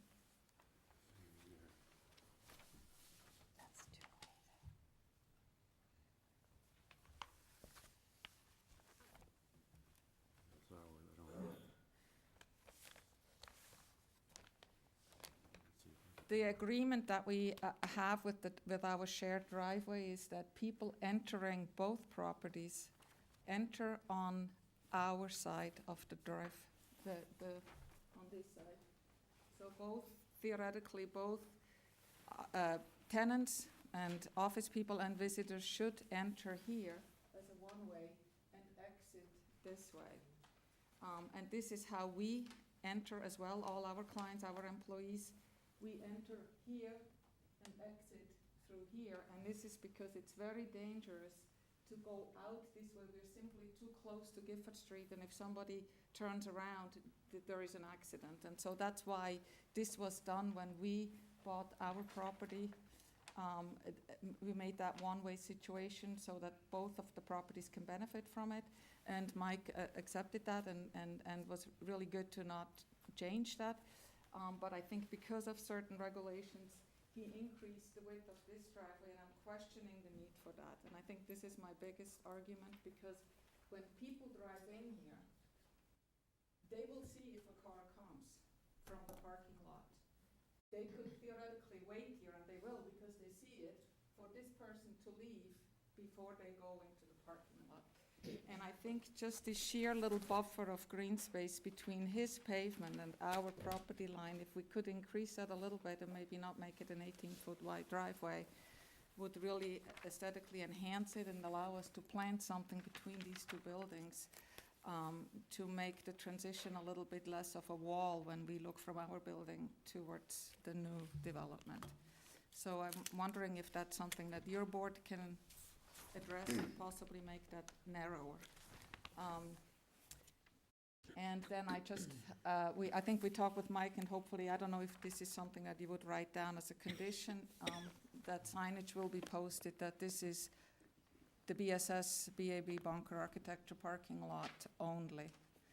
Because I do see a problem with parking, with the I know that Bob Ament said that the hours of tenants living up there and people working are not the same hours, and I think that's in reality not quite true, because we have the same situation in our building. However, our apartment parking is on the opposite, is on Gifford Street, so we are not interfering, but not every tenant can be required to leave at 7:45, so that when the 8 o'clock employees roll in, they are all gone.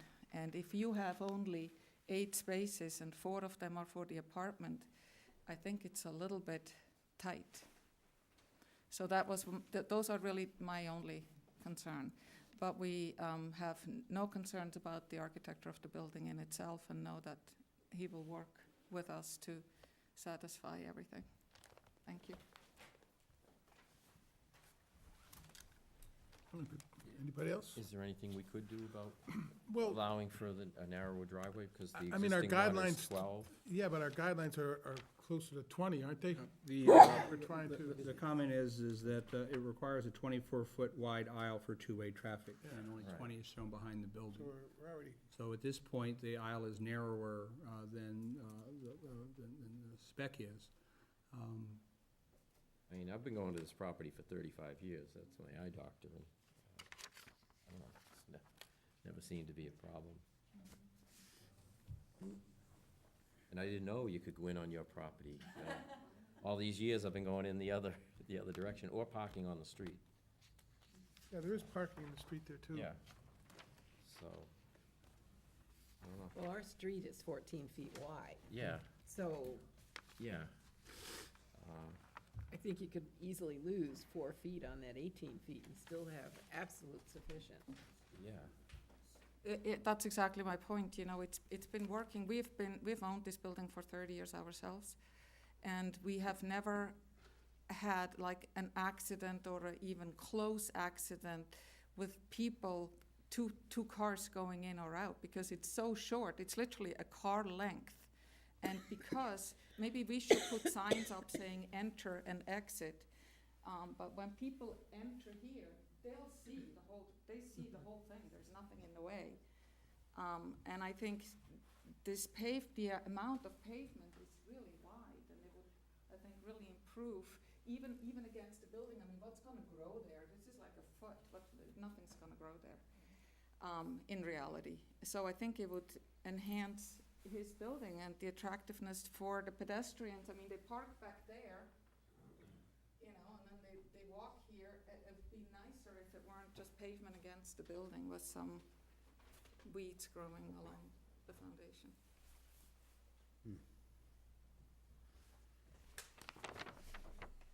If we were to allow that, would we then leave the trees that are there?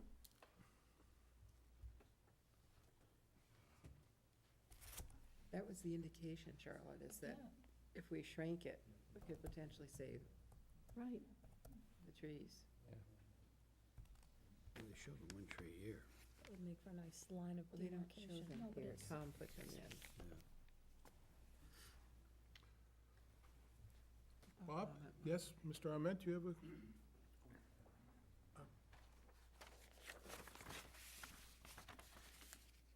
If allowed by the town, the Burtons would prefer to narrow the driveway.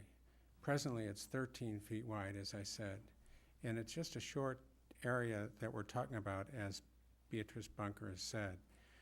Now, the town's requirement is 24 feet. Yeah. So we've proposed 18 feet. We would be happy to make it 16 feet if the planning board would recommend that and if the zoning board of appeals would approve it. I believe that they can because we're improving a pre-existing non-conforming situation with the 13-foot wide driveway. If we narrow the driveway, we'll be able to certainly more easily save one or more of those trees, and hopefully all of them, but I'm not qualified to say that. But we certainly would have room then to plant trees. The signage issue that Beatrice Bunker raised, we're fine with doing that. The Burtons don't want their customers or tenants parking on the Bunker property for sure. I did find the architectural drawings we showed that changed the location of the windows on the first floor, and I'll submit that to you so you have that. Also, we did, and perhaps we submitted Rescom Architectural's list of materials that they proposed to use that was prepared. So I'd like to give those to the board.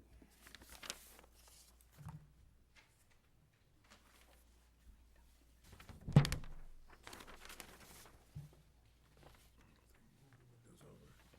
I like that. Yeah, I think that, I like that better. and list of materials, okay. Pam? I think the signage and the decrease in width have to go hand in hand, because if we're making it more narrow, then I think a signage with an entrance and an exit sign would be most appropriate. I wasn't proposing to change the entrance at the street. I don't think we should do that. No, no, But the signage I was referring to would be signage directing that I think the Burtons would be happy to provide for the bunkers to put on their property, that their parking is only for them. It's a small matter, but it's just one of courtesy. I'm all for reducing pavement wherever we can. absolutely. You know, and I dealt with this in the building I live in. I couldn't comply with the 24, and we're a lot less than that, and it was able to be engineered properly and make it work. And if we want housing downtown, we've got to find ways to do it. And they left that tree that came down on your truck, too. Yeah. So, I think if the neighbors can work it out, we should be, you guys all set with that? I think the less asphalt you have. Yeah, okay, no one's See gonna. that drawing. Just one comment, Jim. Yep. In the referrals, there weren't any comments from the fire department. So if we're gonna reduce it to 16 feet, I think they should be give it an opportunity to review it again. I agree. Because there are emergency vehicles that may have to get around back. Right. And there's one other part They on look the, good. on the comments is the siding. 24-foot Stucco wide cedar. aisle in the back of the Yeah, building, but it looks good. which can be accomplished Anderson. if they take the stairs and put them up against the building. Right now, they're showing 20 feet with a little bit of landscaping back there. I would prefer that they have the 24-foot aisle, because you have these parking spaces back here, and everybody has to back out. But there, what I think the staff report addresses that because they were trying to keep the stairs off the windows. I understand that, but the stairs can go against the windows. I have a building where the stairs go I against the understand windows. that too. Mr. Ament, you have a Yes, comment? one of our responses to the engineering department's concern about the width in the back was just that we could meet it. We could do just what you said. We would prefer not to aesthetically, would rather have those stairs off the house. But I think just as important is that our landscape plan shows a couple of feet of shrubbery up against the, up against that 20-foot aisle. See if I can get there. You show it on the plan here, Bob. Yeah. But as I said, this is so much fun. That's 7 feet. So you can see the landscaping that's up against that. Now, a 24-foot aisle is what's required for Stop and Shop, and you've got parking on both sides of the aisle. Yes. We don't think 20 feet is actually required, and that landscaping is such that the tail of the car can hang over it. It's not as if it's up against a building.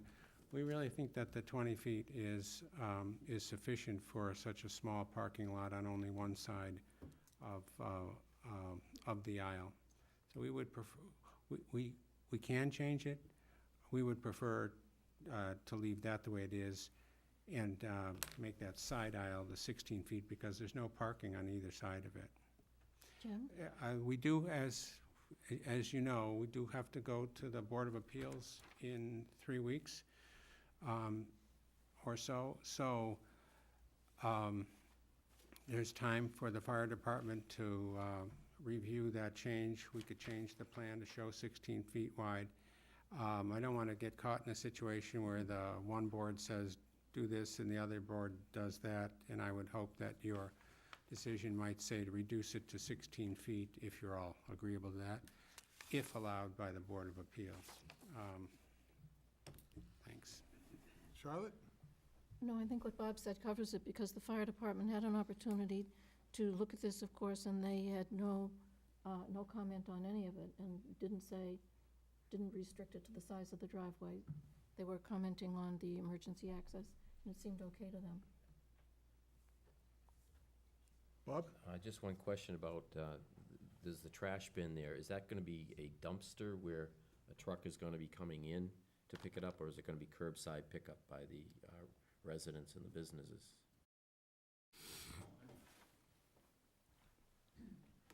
I believe they'd be coming in to pick it up. Okay. Well, it is appropriately zoned, right? I Oh, mean, it yeah, is yeah, B2. I'm looking at As that. I do listen to that at 6 AM when they come to pick up mine. Yeah. It gets me up early on the next door neighbor. But it's business property. Well, And the- despite that, the No, neighbor, we take ours Yeah. out, but next door. the residential neighbor to the rear has raised a concern about the timing of the trash pickup, and the Burtons are going to accommodate Okay, the can Andelmans condition in that. that. Yeah.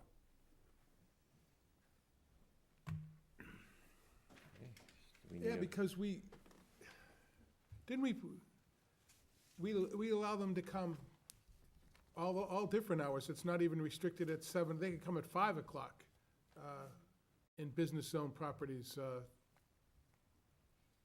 I thought we had covered that on another project a few years ago. What about mixed use? But, It's different than just business.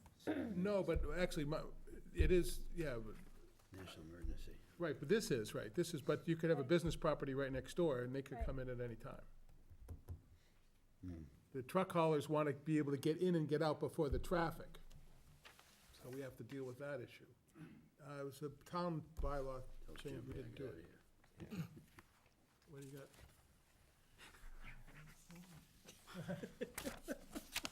I'm not worried. Anybody else, any other comments? So are we hearing we're gonna get a change in the driveway layout, a compromise that the neighbors can work out? That's, Yep. we're all set with that? So we will see another plan?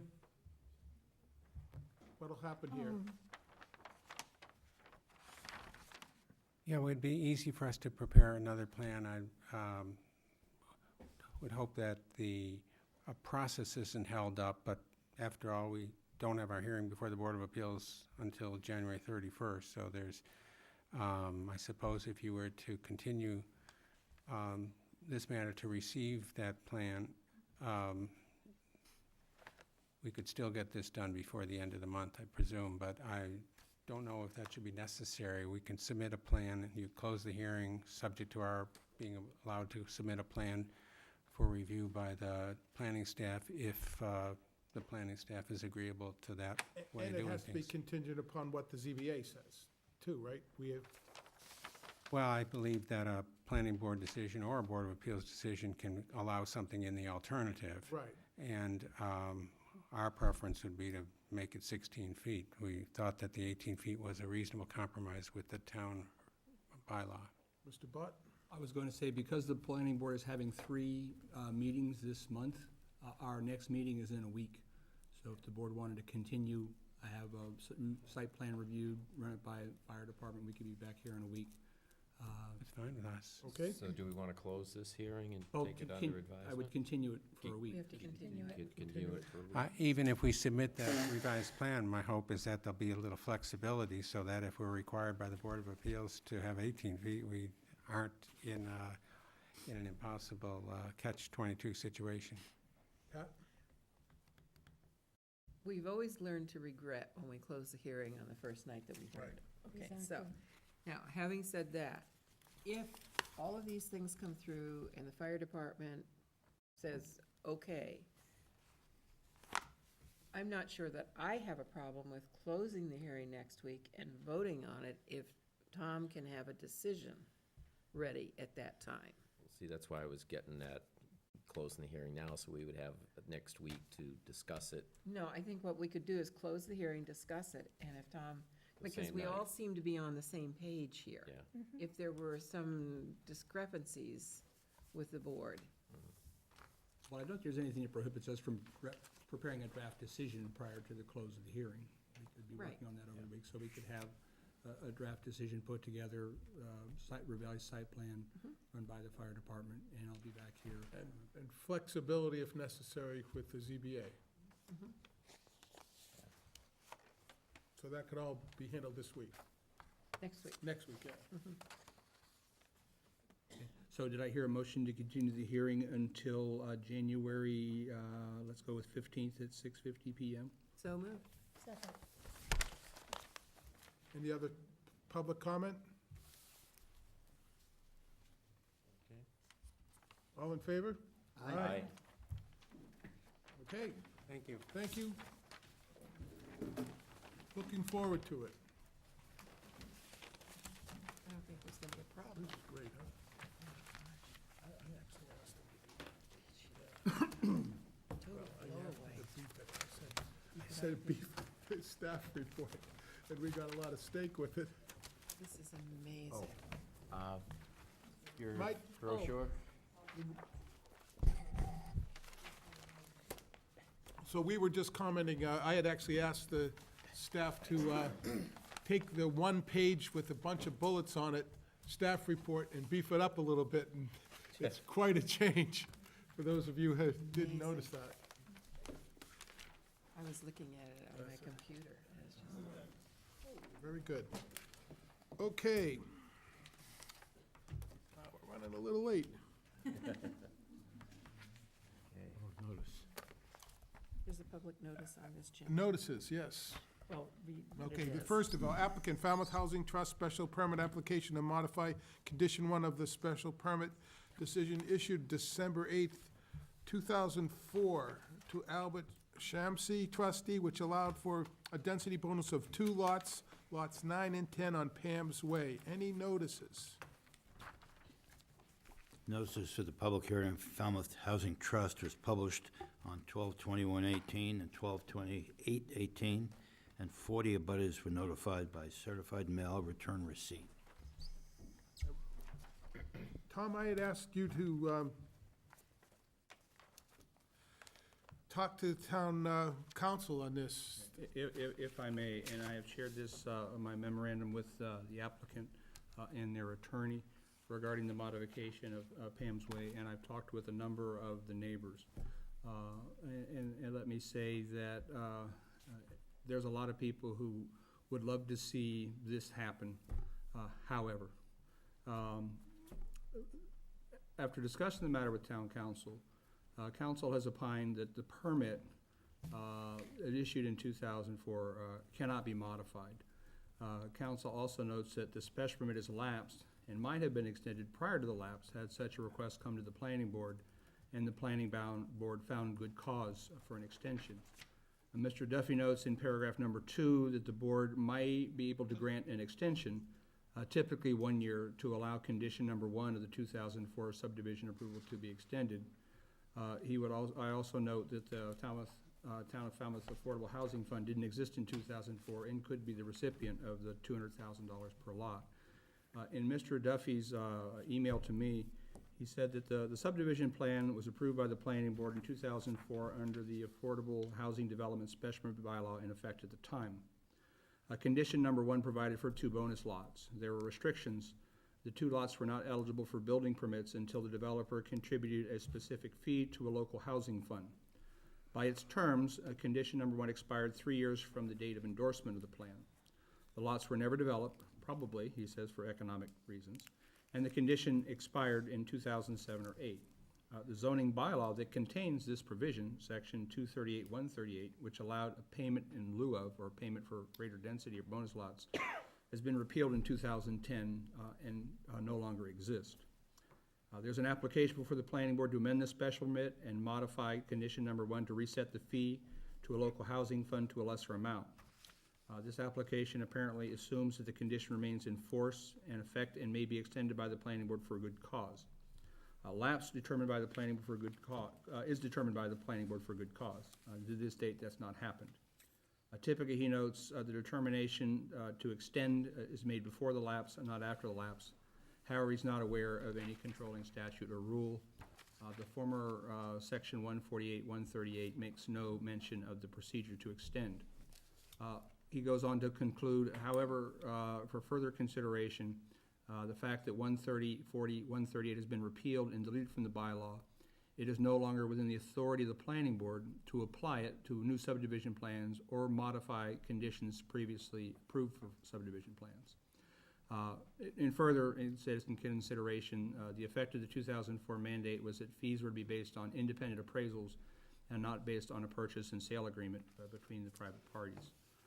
I also noted in my memorandum that there has been a recent meeting I had with the treasurer for the Homeowners Association that the septic assurance mechanism appears to be underfunded. The annual payments is $7,070, currently show a balance of $45,397.10 after 10 years. Essentially what that means is to modify a special permit, there has to be some mechanism to do that.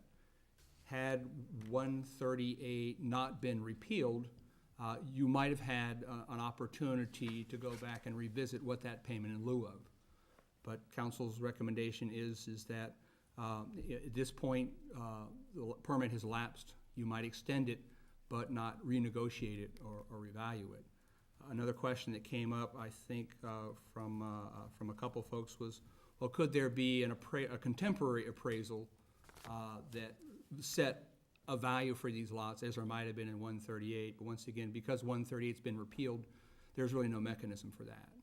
So what town council has said is that the grace that the planning board could do would be to take a retroactive extension of the conditions and give the applicant or give the developer a year to see if he could produce $200,000 per lot for those units.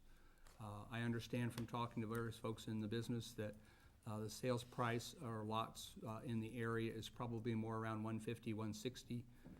And so whether the market rises spectacularly over the next year for someone to make, want to buy a lot for $200,000 is probably the best hope that you have at this point. I know the residents in the neighborhood would very much like to see those 2 lots become building lots to help fund the nitrogen septic system. But town council's opinion is because the permit has lapsed and because the provision that we created it under doesn't exist anymore, the board frankly doesn't have an option to grant the permit that the applicants requested. Did I lose something there, Tom? You said potentially we could do a retroactive Well, he said extension? you could go back and say, because typically people ask for an extension before their special permit Right. expires. So council said, there's nothing in the bylaw that says you have to ask for an extension before it expires. And it would be sort of, I don't want to say an act of grace or something like that, but it would be considering the folks who would love to see something happen on this site.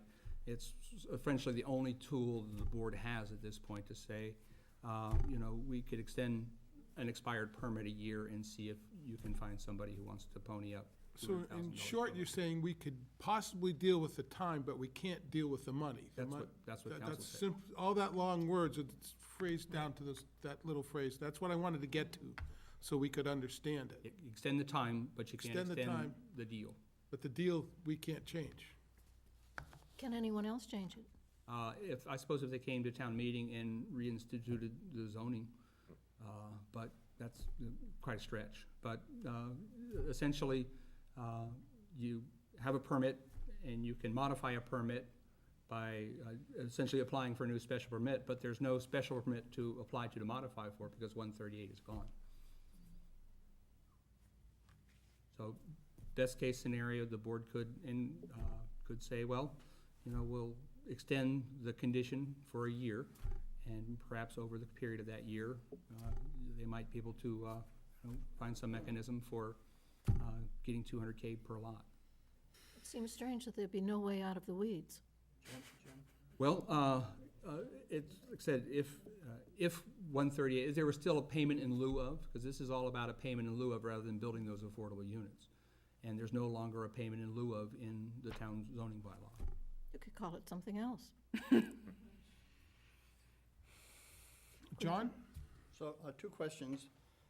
The extension of the time, could it be more than 1 year? Could it be 5 years? In the practice that I've seen before, typically it's extended for a year, and if for a good cause, someone comes back in a year and goes, you know, things didn't go well this year, may I have another? Comment.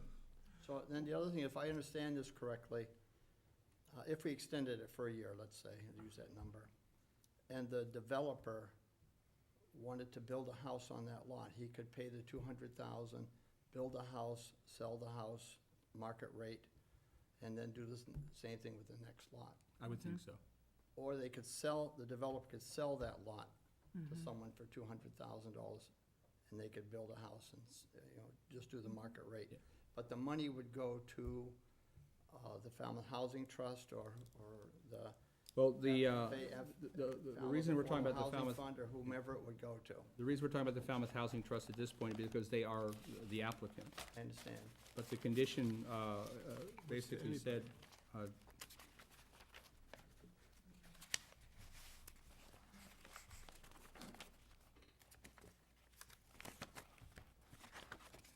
easy for me to say. It said an affordable housing fund. Yes, deposit in a local housing fund pursuant to. And since that time, the town has created, and I'm not trying to step on your Yes, turf, you are. Karen. There is now currently a municipal local housing fund. So as long as it goes to a housing, So it could go into the Falmouth Affordable Housing Fund, and this group could apply to that Falmouth Affordable Housing Fund for the money. correct, and I think the Falmouth Housing Affordable Fund has a working relationship with, I think this is a great solution if we can extend the time, because eventually time will catch up to the $200,000. And- It'll be of value. And I know of history where applicants have come in and filed extension after extension after extension on subdivision plans and other things, and this board has granted them in the past, If you find good cause. if we find good cause. So what we're saying is there's only one way out here, is to give them 1-year extension and have them keep coming back until they can. And that good cause has typically been for economic purposes, like we would have done this, but we couldn't because we couldn't pull the trigger on the deal. Now, so our we really don't have an option here, right? It's that, about forgetting about the bylaw and making it up, we can't do that. I don't know that the council would recommend you making stuff up. Yeah, I don't think it's a good idea. Mr. Chairman, We get sued, too. could I just say We'll let you some speak. We comments? wanted to get this point out Okay. first, so you know what you're up against. No, I know what I'm up against. I understand. That's all. We fully. just wanted, we have spent a lot of time reading this thing and going over and over, and I said, and looked for a way out. Thank you. What do you have to say? What do I have to say? I'm Karen Bissonette. I'm the Executive Director of the Falmouth Housing Trust, and I just want to acknowledge my board members that are here tonight. Our president, Joanne O'Sullivan, Troy Clarkson, Heather Harper, Dave Garrison, and Joan Bates. We have a 10-person board. We're a 501c3 nonprofit organization. We're also a community development corp that's been in existence since 1986. So all of you have heard the details of this. And I won't bore you with that again, but as everyone in this room knows that when those bonus density lots, so it made 18 that were part of that particular subdivision, so the roads were built for those 18 lots, the denitrification system were built for those 18 lots, and the special permit expired after 3 years. And as you know, we have a purchase and sale with Mr. Shamsi to buy those lots for $70,000 apiece, and then turn around and sell them, hoping to come out of there with approximately $250,000 that we would then turn around and build some affordable housing somewhere else. So we know that's not going to happen. It is the opinion of town council that that can't happen. But I also want you to realize that I think, and I appreciate all the neighbors being here this evening, that all or most of them want this to happen because they want 2 other people to contribute to their septic. And I would think the town would want to have those lots built on because it would be approximately $12,000 annually that they would be getting in taxes for those, the approximate value of those homes. So we found out last evening, Mr. Bott emailed me about the decision of town council. And I think this makes those, the lots then pre-existing non-conforming use. So I'm asking actually the planning board today to extend and to revive the special permit for 2 years. And the reason I'm doing that is that it will give Falmouth Housing Trust the opportunity to pursue alternatives to what we may be able to do. And maybe bring some additional affordable housing to our community, which will benefit all of us. We, I have to say, are disappointed that we can't do this as easily as we thought we were going to, but I think maybe in the end we could have a win-win situation. We talked about, we did have an appraisal done on those one of those lots in November, and it came in around $200,000. But I think you are going to find that the owner is going to be hard-pressed just to sell it so that he can pay off his $400,000 obligation to the town, because there's really no benefit for him, because right now he's paying taxes on unbuildable lots at about, I believe, $10,000 to $14,000, somewhere in there. So it's not costing him very much now to have those properties just sit there and do nothing. So we'll try to come up with some clever way to do this. I think you all got letters of support that I sent around from the Service Center, Falmouth Housing Authority, and as a private citizen, the head of the Falmouth Affordable Housing Fund.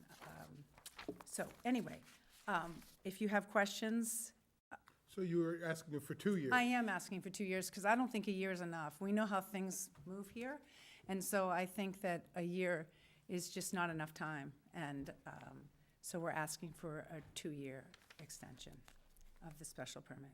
John, got any comments? I like the 2-year period, but I also want to mention that maybe the developer at some point will want to develop that property, not just sell the lots. There is value in building a house, and there's a profit there, and I know he's worked with a builder in the past, and maybe He at some can't do it until he makes I the, understand how to sell donation. the lot, Yep. yes. But the lot will be worth 200,000, and he is a developer, and he could build a house and sell the house himself and make an additional profit. make other some than- profit on the other house. than- On both houses, other than And just still get the land. money. At some point, it will be of value for him to do that. So, It'll be a win-win for everyone. we'll get to everybody. I want to get to Tom. Yeah, and I think when we had this preliminary discussion back in May, it was John Drewley who suggested perhaps we could enter into some sort of escrow or something like that to release the lots with that proceeds being paid at closing or something to that effect. So during that timeframe, if the board finds good cause and extends that for 2 years, sort of try to work out some of those mechanisms for how that might play out. Just not going to call for a vote, but we're all leaning towards the 2 years is okay, and then we'll listen to public comments. So I think so. Yes. Bob, you had your hand up?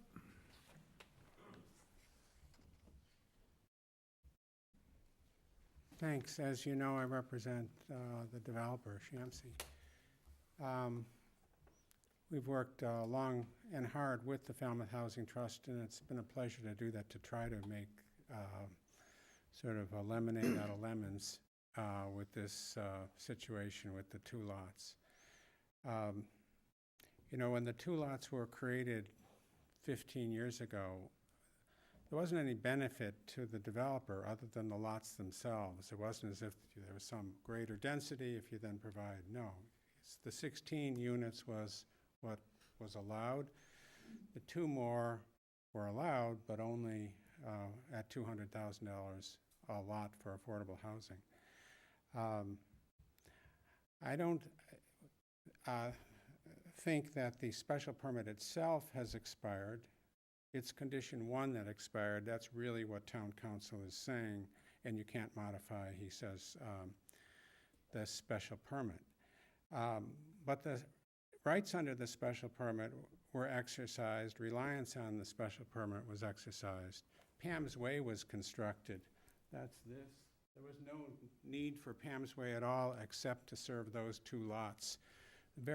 So there's 250 feet of road that was built for the two lots, which were designated as the bonus lots. In addition to $200,000, which isn't the required sale price, that's the required payment Right, the donation. to the town. You'd have to factor in some situations, a broker's commission. You'll have to factor in the payments that the developer will be required and hopefully will have an opportunity to pay to the homeowners association, both for the regular homeowners dues and the septic system reserve account. So it's quite a bit of money that would be payable by the developer there. These lots will have to sell for the developer to even come out even for a good bit more than $200,000 actually. So Mr. Drewley may be right that if you're building houses and there's profit there, maybe it works, but it doesn't. It's going to be difficult to make it happen. I think that the action that the planning board's proposing to take, to which town council seems to be sanctioning, is to extend condition number 1. I think 2 years makes sense. There's no requirement that it be 1 year. A variance can only be extended for 1 year, but that provision in the variance statute does not appear in the special permit section. Interestingly, the period was 3 years, not 2 years. At the time, today a special permit has to be exercised within 3 years. Back then, it was 2 years, as you know. It was only recently changed to 3. So the planning board granted a special permit that rights had to be exercised within 2 years for it to even be in effect. But the period in which the condition 1 was good was 3 years. So this isn't the usual lapse situation for failure to exercise. They built the road, they recorded the plan, they sold lots, they built the denitrification system, all relying on there being 18 lots. And hopefully, eventually that can happen. Now, I think there is a way to do this. And I've put it in a letter after receiving the town council's memo today. I put it in a letter to Tom Bott along with a copy to town council, but they haven't had opportunity to get back and reply. We have a subdivision that was laid out, a use of property for 18 lots, which is clearly now, because the zoning bylaw was changed so that it could not be permitted today, what we have is a pre-existing non-conforming use. And I think the 18 lots is a use. Everything that was done to create those 18 lots, the value was created. If we have a pre-existing non-conforming use under the zoning bylaw, I think there's an argument that the Zoning Board of Appeals under Section 240-3 of the zoning bylaw can modify a special permit, can change the existing use. I'd like to explore that with the town council, see if we can go back to the Board of Appeals to change it to make so that this can be done today, not wait years for the value of the property to catch up to $200,000, and see if we can strike a deal that makes sense.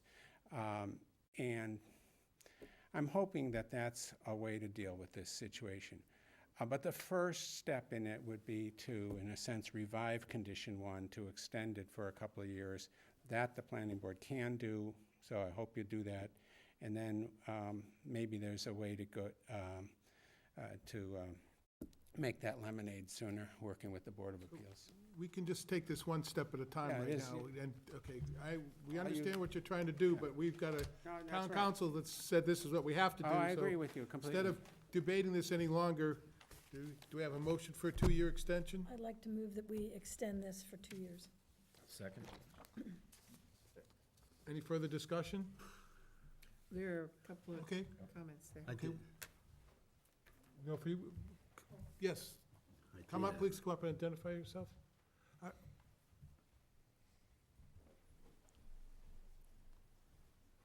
Yes, Elaine Weston from 10 Albert Lane, and I live across from Sunrise Lane, which is where Pam's Way is off of.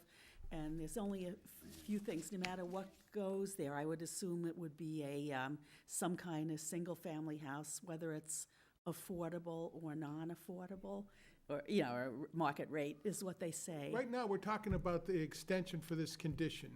Yeah, and Okay, are you in favor of it or against it? What you're talking about is down the road. yeah, down the road, I'd also like. There'll be another hearing, and there'll be zoning board, there'll be other things. Oh, okay. On the subject tonight, right now, is this extension for this condition 1, that we're gonna give them 2 years to work on it. Okay, I'm in favor of that, as long as we do not have to eliminate the requirement that those 2 lots pay their share of the sewer We're not assessment. talking about that. That's Okay. that deal, that's not on the table.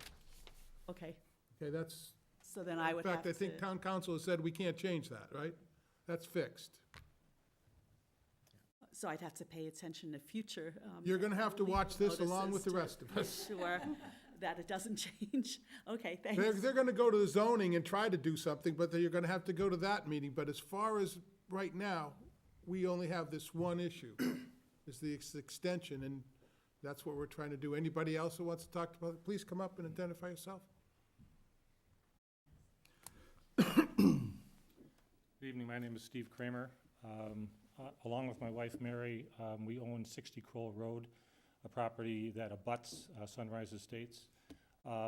And I have another concern I'd like the board to have some understanding about. It doesn't relate to the legal aspects of extension. It doesn't relate to the payment amounts or that kind of thing. It's a technical matter related to the wastewater treatment system, the septic system that's on the site.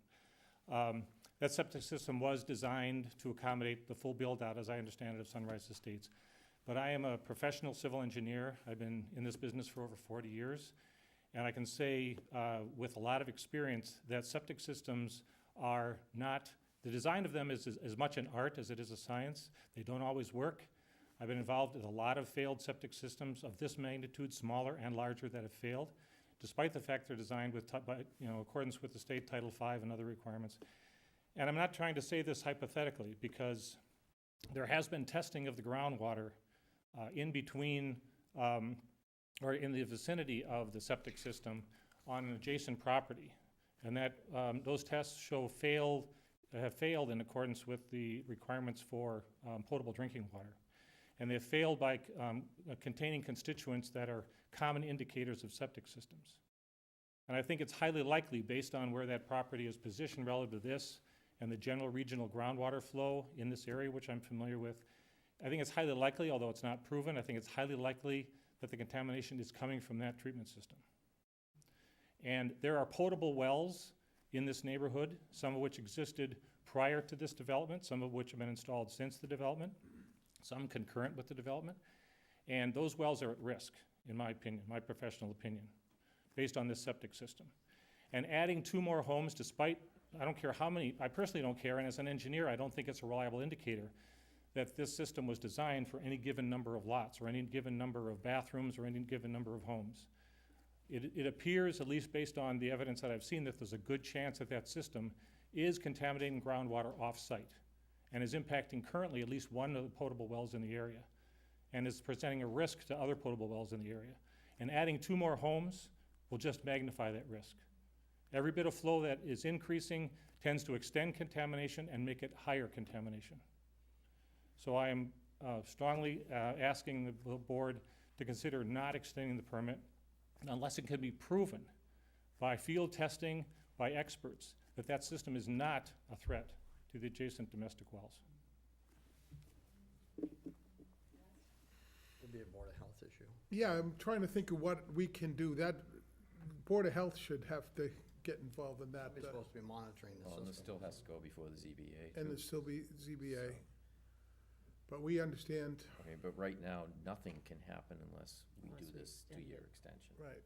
So, Before we vote, I want to make one more comment. Go ahead, I think there's other comments. Go ahead. I just want to summarize that currently, there's 2 buildable lots there. Probably no debt on them, I don't know. But the developer owns those 2 buildable lots. You come in and apply for a building permit, get them granted, build houses, just have to pay the fee to the town. If those lots were worth $300,000 today, I suspect that they would have 2 houses built on It it would right be now. already done. What we're suggesting is to grant some time here for the market to catch up to what the decision, And the intention of the to al- special to permit. allow the original developer to meet the criteria. And if that person can make a profit, small, large, whatever, it means nothing to us. But that person owns 2 buildable lots in the town of Falmouth in a beautiful subdivision right now. Whether he exercises the right to build on it or not, it's their discretion. And we're just trying to accommodate the original decision to get money for affordable housing for this town. That's the intention, is to get money for affordable And if housing. that builder makes $300,000 or $500,000 on each lot, great, good for him. He took the risk, he put the road in, he did all the things he was supposed to do, and now we're supposed to do what was originally proposed. One more, then who else? Ed, anybody else? Bob, was your hand up again? Just quickly, from my understanding, I'm not an attorney, there's a very experienced attorney that's been involved in this, obviously. But to my understanding, these lots are not buildable right now. They may meet zoning and other requirements, but they are not currently buildable. The permit has expired, and they cannot be built on without further action by the town. And at this time, because the provision, the 3-year provision has come and gone. The developer chose to let it lapse. So to my understanding is these lots are not currently buildable under the special permit. And so the town has to take some action to make them buildable. And I think it would be irresponsible for this board or the Board of Health to just look at this, and I strongly support affordable housing in Falmouth. That's not the reason I'm here. The reason I'm here is because I'm concerned about the threat to the groundwater and the potable water. And to just ignore that potential threat to get money for affordable housing, I don't think does the town or its citizens justice. Ed, and then Mr. Ahmed? My name's Ed Groden, I'm in a butter right here. Simple question. The applicant is Falmouth Housing Trust. So is this extension going to Shamsi or through the Housing Trust? To the developer, not to the housing trust. Okay. Thank you. Mr. Ahmed? Things are easy here, folks, huh? Nobody can argue with what Mr. Kramer has just said. The lots are not buildable at this time. No, We if all we understand extend, that. they'll be built. And the additional houses shouldn't be allowed to exacerbate a problem if it exists. So the Board of Health and the Board of Appeals will be involved in whether houses eventually get built there. And proper inspection should be done and testing should be done to make sure it's all working. There is monitoring required of the common septic system every year. And I'm not familiar with what's been done over the years. A substantial amount of money has been put in escrow to allow the system to be replaced. Repairs have been made, which is one of the reasons why a significant amount of money, as I understand it, has been taken out of the escrow fund. And that will all have to be worked out so that the Board of Health is satisfied that the shared system is properly maintained, properly working, and that there's the appropriate financial assurance mechanism, which is what the form is called, for a shared system. I don't think anybody can argue with Mr. Kramer about that this should be worked, and that if there are going to be 2 more lots hooked up, we should make sure it works. So But again, that second phrase is not our job. that's correct. Board of Health. And Absolutely that's not, correct. that's one of the things that happens at these meetings is everyone's talking about zoning, Board of Health, and planning, and I keep trying to break it. Well, here tonight, we're the planning board. The other boards meet on Wednesdays and Thursdays. No, you're absolutely right, Mr. Chairman, and the action that you're prepared to take, the 2-year extension, is all you can do and all we're asking for. I think the public should be aware, the neighbors should be aware, Mr. Kramer should be aware that I think that, I don't think the Falmouth Housing Trust, I don't represent the Housing Trust, but I've been working with them, they're not gonna buy the property unless the septic system issues are all resolved and the homeowners association issues are all resolved.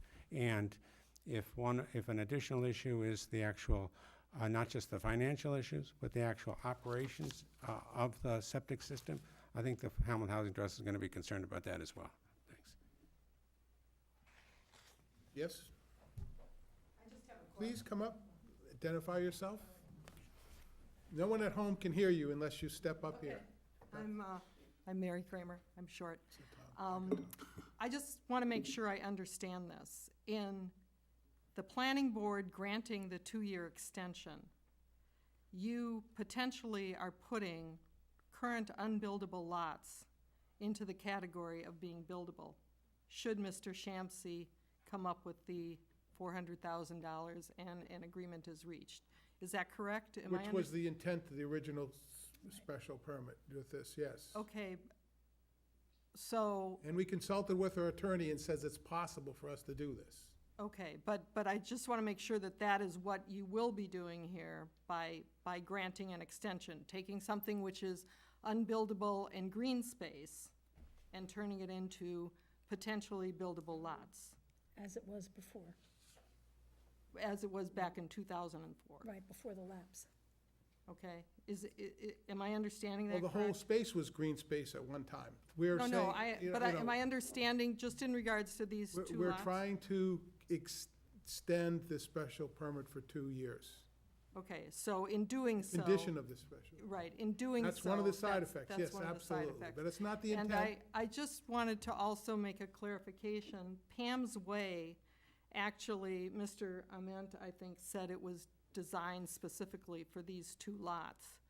There are 2 other homes on Pam's Way, which have driveways off of Pam's Way that are at the entrance to it. So Pam's Way was developed not only for the 2 lots in question, but for the other 2. I just wanted to clarify that, Jim? just so you understand. Okay, Charlotte, you have something? I think for everyone listening and for the board, we understand what we're doing. I think we're going to say that we're going to extend it for 2 years, potentially making them buildable, but there are other steps that have to be taken No, I by other understand that, but I boards. want to make sure that this starts the whole ball rolling. We're And- going back and to what the is- original plan was. Is the 2-year extension granted to the developer Shamsi, who is Yes. not the Yes. applicant, or to the Falmouth Housing Trust, who is the applicant? The owner. To the developer. To the Not the developer. Falmouth Housing Trust, to the developer. To the developer. So does he have to go through some other process to, because we've only heard about the Falmouth Housing Trust. Does Mr. Shamsi have to apply to extend that? Because I don't know how this works. I'm just trying to understand that. Yeah, I think the board is within their ability to extend the special permit. On behalf of the applicant, Falmouth Housing Trust. And Okay. just on another channel that No, is it's not not the the case. planning board's business whatsoever, recently I met with some residents and the health agent about the septic system. And the health agent had some conversations with folks about, you know, the condition of the system and some things they might do to assess how it's working. We did get another email from Christian Valley, who's not here, who had the exact same concerns that Mr. Kramer had about raised levels of coliform bacteria in potable wells in the area. So there may be an issue, may It's not be. actually his well. Yeah, there may be an issue or may not be an issue, but we've at least had conversations with the health agent about what's going on out there, and they're aware But of. those are Not our- issues not that our- should be brought up with the Board of Yeah, Health. not our thing, but well, since we've been talking about Right. this, I just want to let people know that it's not happening in a vacuum, that the health It's agent good to know. and we had conversations about that. One more time? Please come up. So all that would remain, this is a question, is all that remains for someone to develop the lot if you vote to extend would be to go through the normal building permit application process? There's no other, if you could explain what additional process, if any, there would be other than just going for a building permit? They would need zoning and Board of Health. They were giving them 2 years to comply with just our condition, 1. So And they then they don't have as of right to build, there are other requirements that Well, would have to Until come? they meet that They have to, the obligation. biggest there's another obligation that they've got to come up with $200 each. $200,000 a Right. lot. Assuming they pay the two, I'm just trying to understand Yes, what. I think so, yes. What, If they what paid the- other opportunity will we if have they to had the express our concern is $200,000 what I'm trying to get at. They What could have built boards on could- them 5 years ago if they came up with the money. I understand, but now we have the information that we didn't have 5 years ago, or when the special permit was listed. We have information that suggests a risk, that's all, that's what I'm trying to point out. So now the town has new information, I'm just trying to find out what process would a builder have to go through? That information needs to be submitted to the Board of Health. We don't have any of those test results. We have your word, but that's not what we're here to do. No, I understand, I'm just asking questions here, I'm sorry. Okay. I'm just I'm trying asking to for what the focus on what we process. can do tonight. And I am trying to understand what will happen if, as a ramification of what you do. What other than applying for a building permit, do we know, to the people on the board? I don't know what the Board of Health is gonna say. I don't know any of those answers, or we don't know any of those answers. So Maybe- there's a covenant on these 2 lots that has to be released by the planning board. So the developer has to come back to the planning board and said, I have performed what I'm supposed to perform, here's evidence I've done what I'm supposed to do, here's the 200,000. I would like the planning board to release the lots from the covenant, which allows them to be sold and built upon. So the permit would be extended with the board's vote for that 2-year period, and during that 2-year period, if they're able to meet conditions, number 1, the developer would come back to the planning board and said, all right, I want these 2 lots released from the covenant so we can build on them. But normally, when you apply for a building permit, it's my understanding that you make your application to the building department. There are internal reviews in the various departments at that point to confirm it's a buildable lot, and you're meeting septics and setbacks and zoning, all those things. But then the building permit is issued if all those requirements are met. Not by this board. We don't Right, I do any of those. I understand, but I'm trying to understand whether you are basically authorizing a developer or builder to just go in and use the normal building permit process to be able to construct 2 homes, or whether they have to go through some other special process where the public would be alerted to that other special process, and we would have an opportunity to comment. I'm not aware of another special process. I'm only aware of they gotta come up with the money to get the release of the covenant, and then it goes to the building department, Board of Health, and all those other rules, not this board. We don't do that. So you're making it possible, that's all I'm trying to The door is make- open, we're trying to keep. You're opening the door. We're trying to that. keep it open.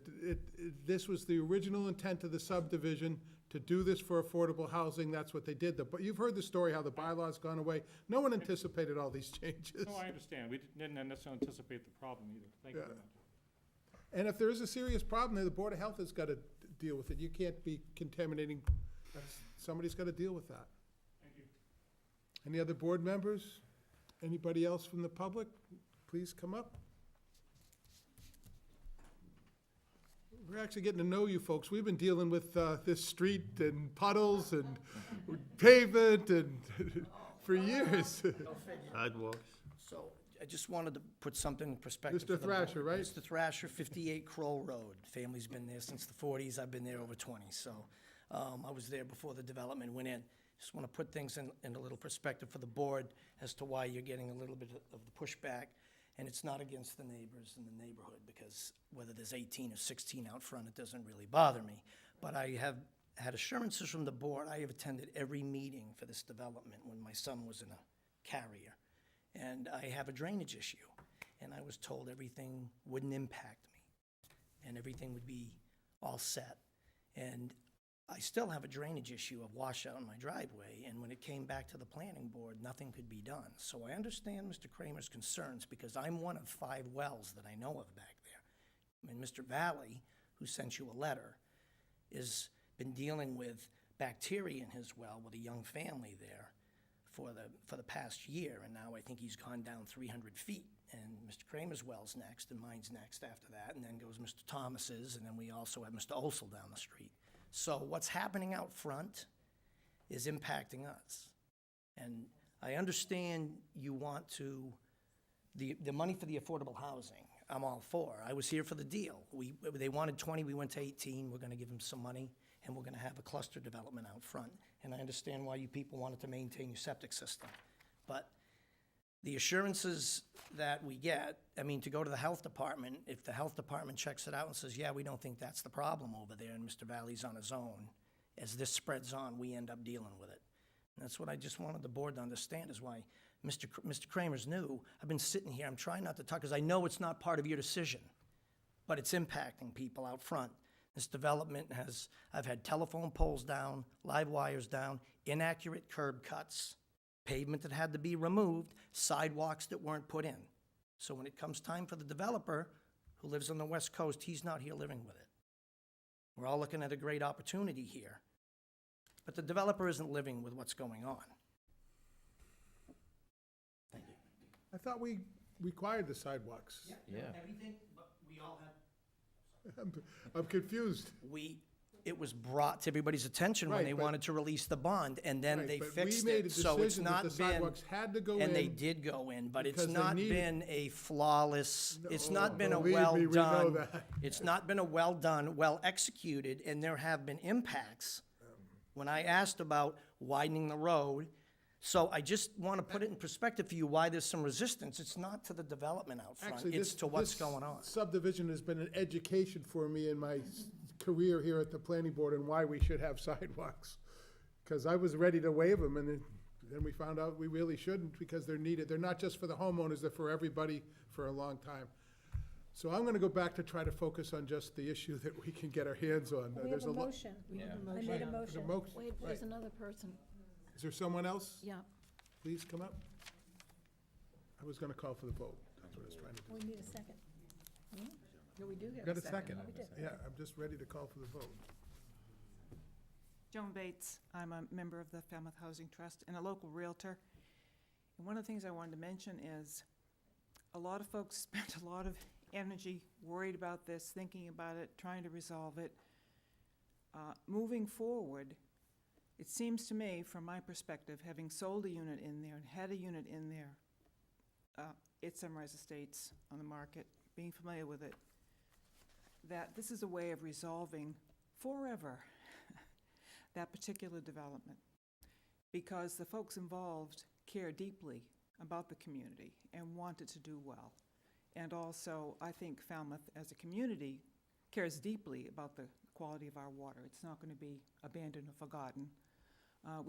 They were experimenting with something rather new, I dare say out loud at the time. So in any event, I think allowing the extension for 2 years is a way to possibly release this kind of untenable situation and resolve it, and also gain some money and therefore some new opportunities in the way of affordable housing in the, we hope, not too distant future. That's just my thought on it. Okay. Thank you. I think by extending it, we would, right now, if we did nothing, nothing's gonna happen with that septic system. It's just gonna go on. I think by extending it and giving the opportunity for it to be looked at and possibly redesigned, I think we should give that opportunity.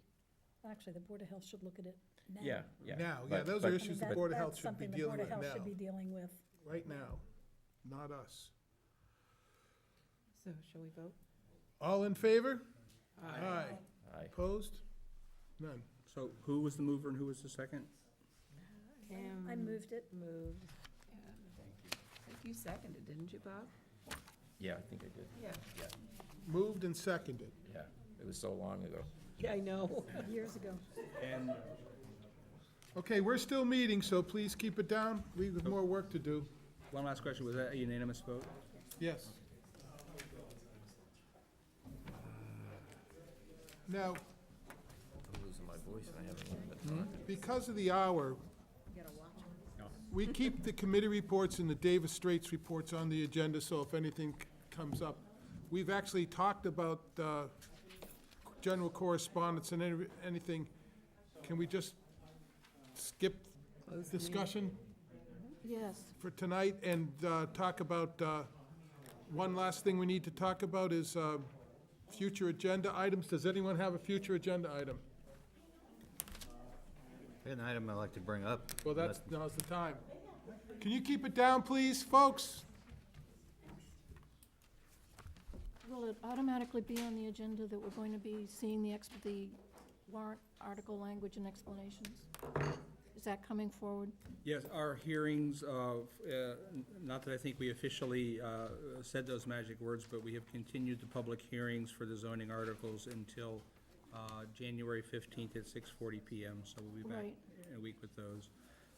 Regarding one of the things you had asked about prior to as a future agenda item about solar, I didn't want to include a discussion about some potential future zoning in the same time we're talking about what's going on in the warrant, because they want people Right, to get not in this confused timeframe. as to what we're actually moving for Right. next town meeting. But your solar questions are still, For later?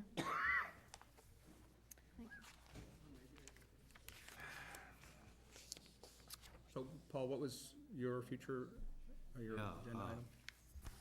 Corey Pacheco has been the acting assistant town planner for 3 years, and they're advertising for a new position. And I understand there's been an announcement made. Well, I was gonna make an announcement when Corey was here, so if you give me a week, I'll make an announcement. What would you be saying? I'd be saying, Corey Corey's our Pacheco boy. has been appointed. but I don't wanna say that. I'd like Corey to be here and I have. think we should know it in this board. I'd rather not wait. I think it's very good news, Very frankly. good news. Yeah, I've heard it and already congratulated him. I just think we haven't done it at the meeting yet, is what you're formally doing it. But I now he knows congratulated that him he's- too, but I didn't know him knows until that. just recently. Jeez. Future agenda items, are we Yeah, still we're, on that? we're very fortunate. Yes. Yes, Be future nice. agenda items. Okay. Let's go. There was a memo in the correspondence folder. I gave the first whack. Well, I have something else. Guys, I have the floor. We talked about a handbook, or pamphlet for Right, the accessory right. apartment bylaw. You have the first whack at it. I would like to make that an agenda item where we can hash it out so the public sees that this is something that we're working on. Yes. And maybe they could even weigh in on it if it's on the agenda, that that's something that we're gonna discuss. And I would like to make sure we add some graphics to it, Yes, like yes, pictures. Yes. And I And do- examples. Yes, Definitely. And, because I think we have them now, and it'll Yeah. be really, really helpful. yeah. You know, we, Have both what we want. and what we don't want. And we have what we don't want, too. Right. So so we could have that, we got a lot of work, but in a couple, So we've got two things coming up at our third Wednesday of the month staff development meeting. One of those is taking a shot at the brochures for accessory housing. There'd be, I want to do an accessory apartment in my house. I want to do an accessory apartment outside of my house. Yeah. Two brochures and what Right. those requirements are. Yeah. That would start with, you got to live here, and it's got to be this size. Yeah, Yeah. and we want to define what character means, and give definitions. And of- examples. Of Right. what roof pitch is and things like that, even how to calculate roof pitch by giving a website that explains how you. And so, yeah, and things on a like brochure, that. it's tough to get all that stuff in there, so that'll be the Yeah. sweet spot. The other thing that we're having a discussion about at our development review meeting are, with the improvement of the housing production plan, are some guidelines for LIP applications, for when someone comes in and they want to do a 40B and they want the town's support on it, and improving those requirements for LIP applications. We've had a couple meetings with a couple 40B developers, and I don't think 40B is a bad thing. I think we get a lot of things done with 40B, and we've had a couple of folks we've talked to just recently with some potentially swell stuff in the rental market potentially, which is what our plan said we should be focusing more on. Motion to adjourn? Adjourn. So moved. Thank you, folks.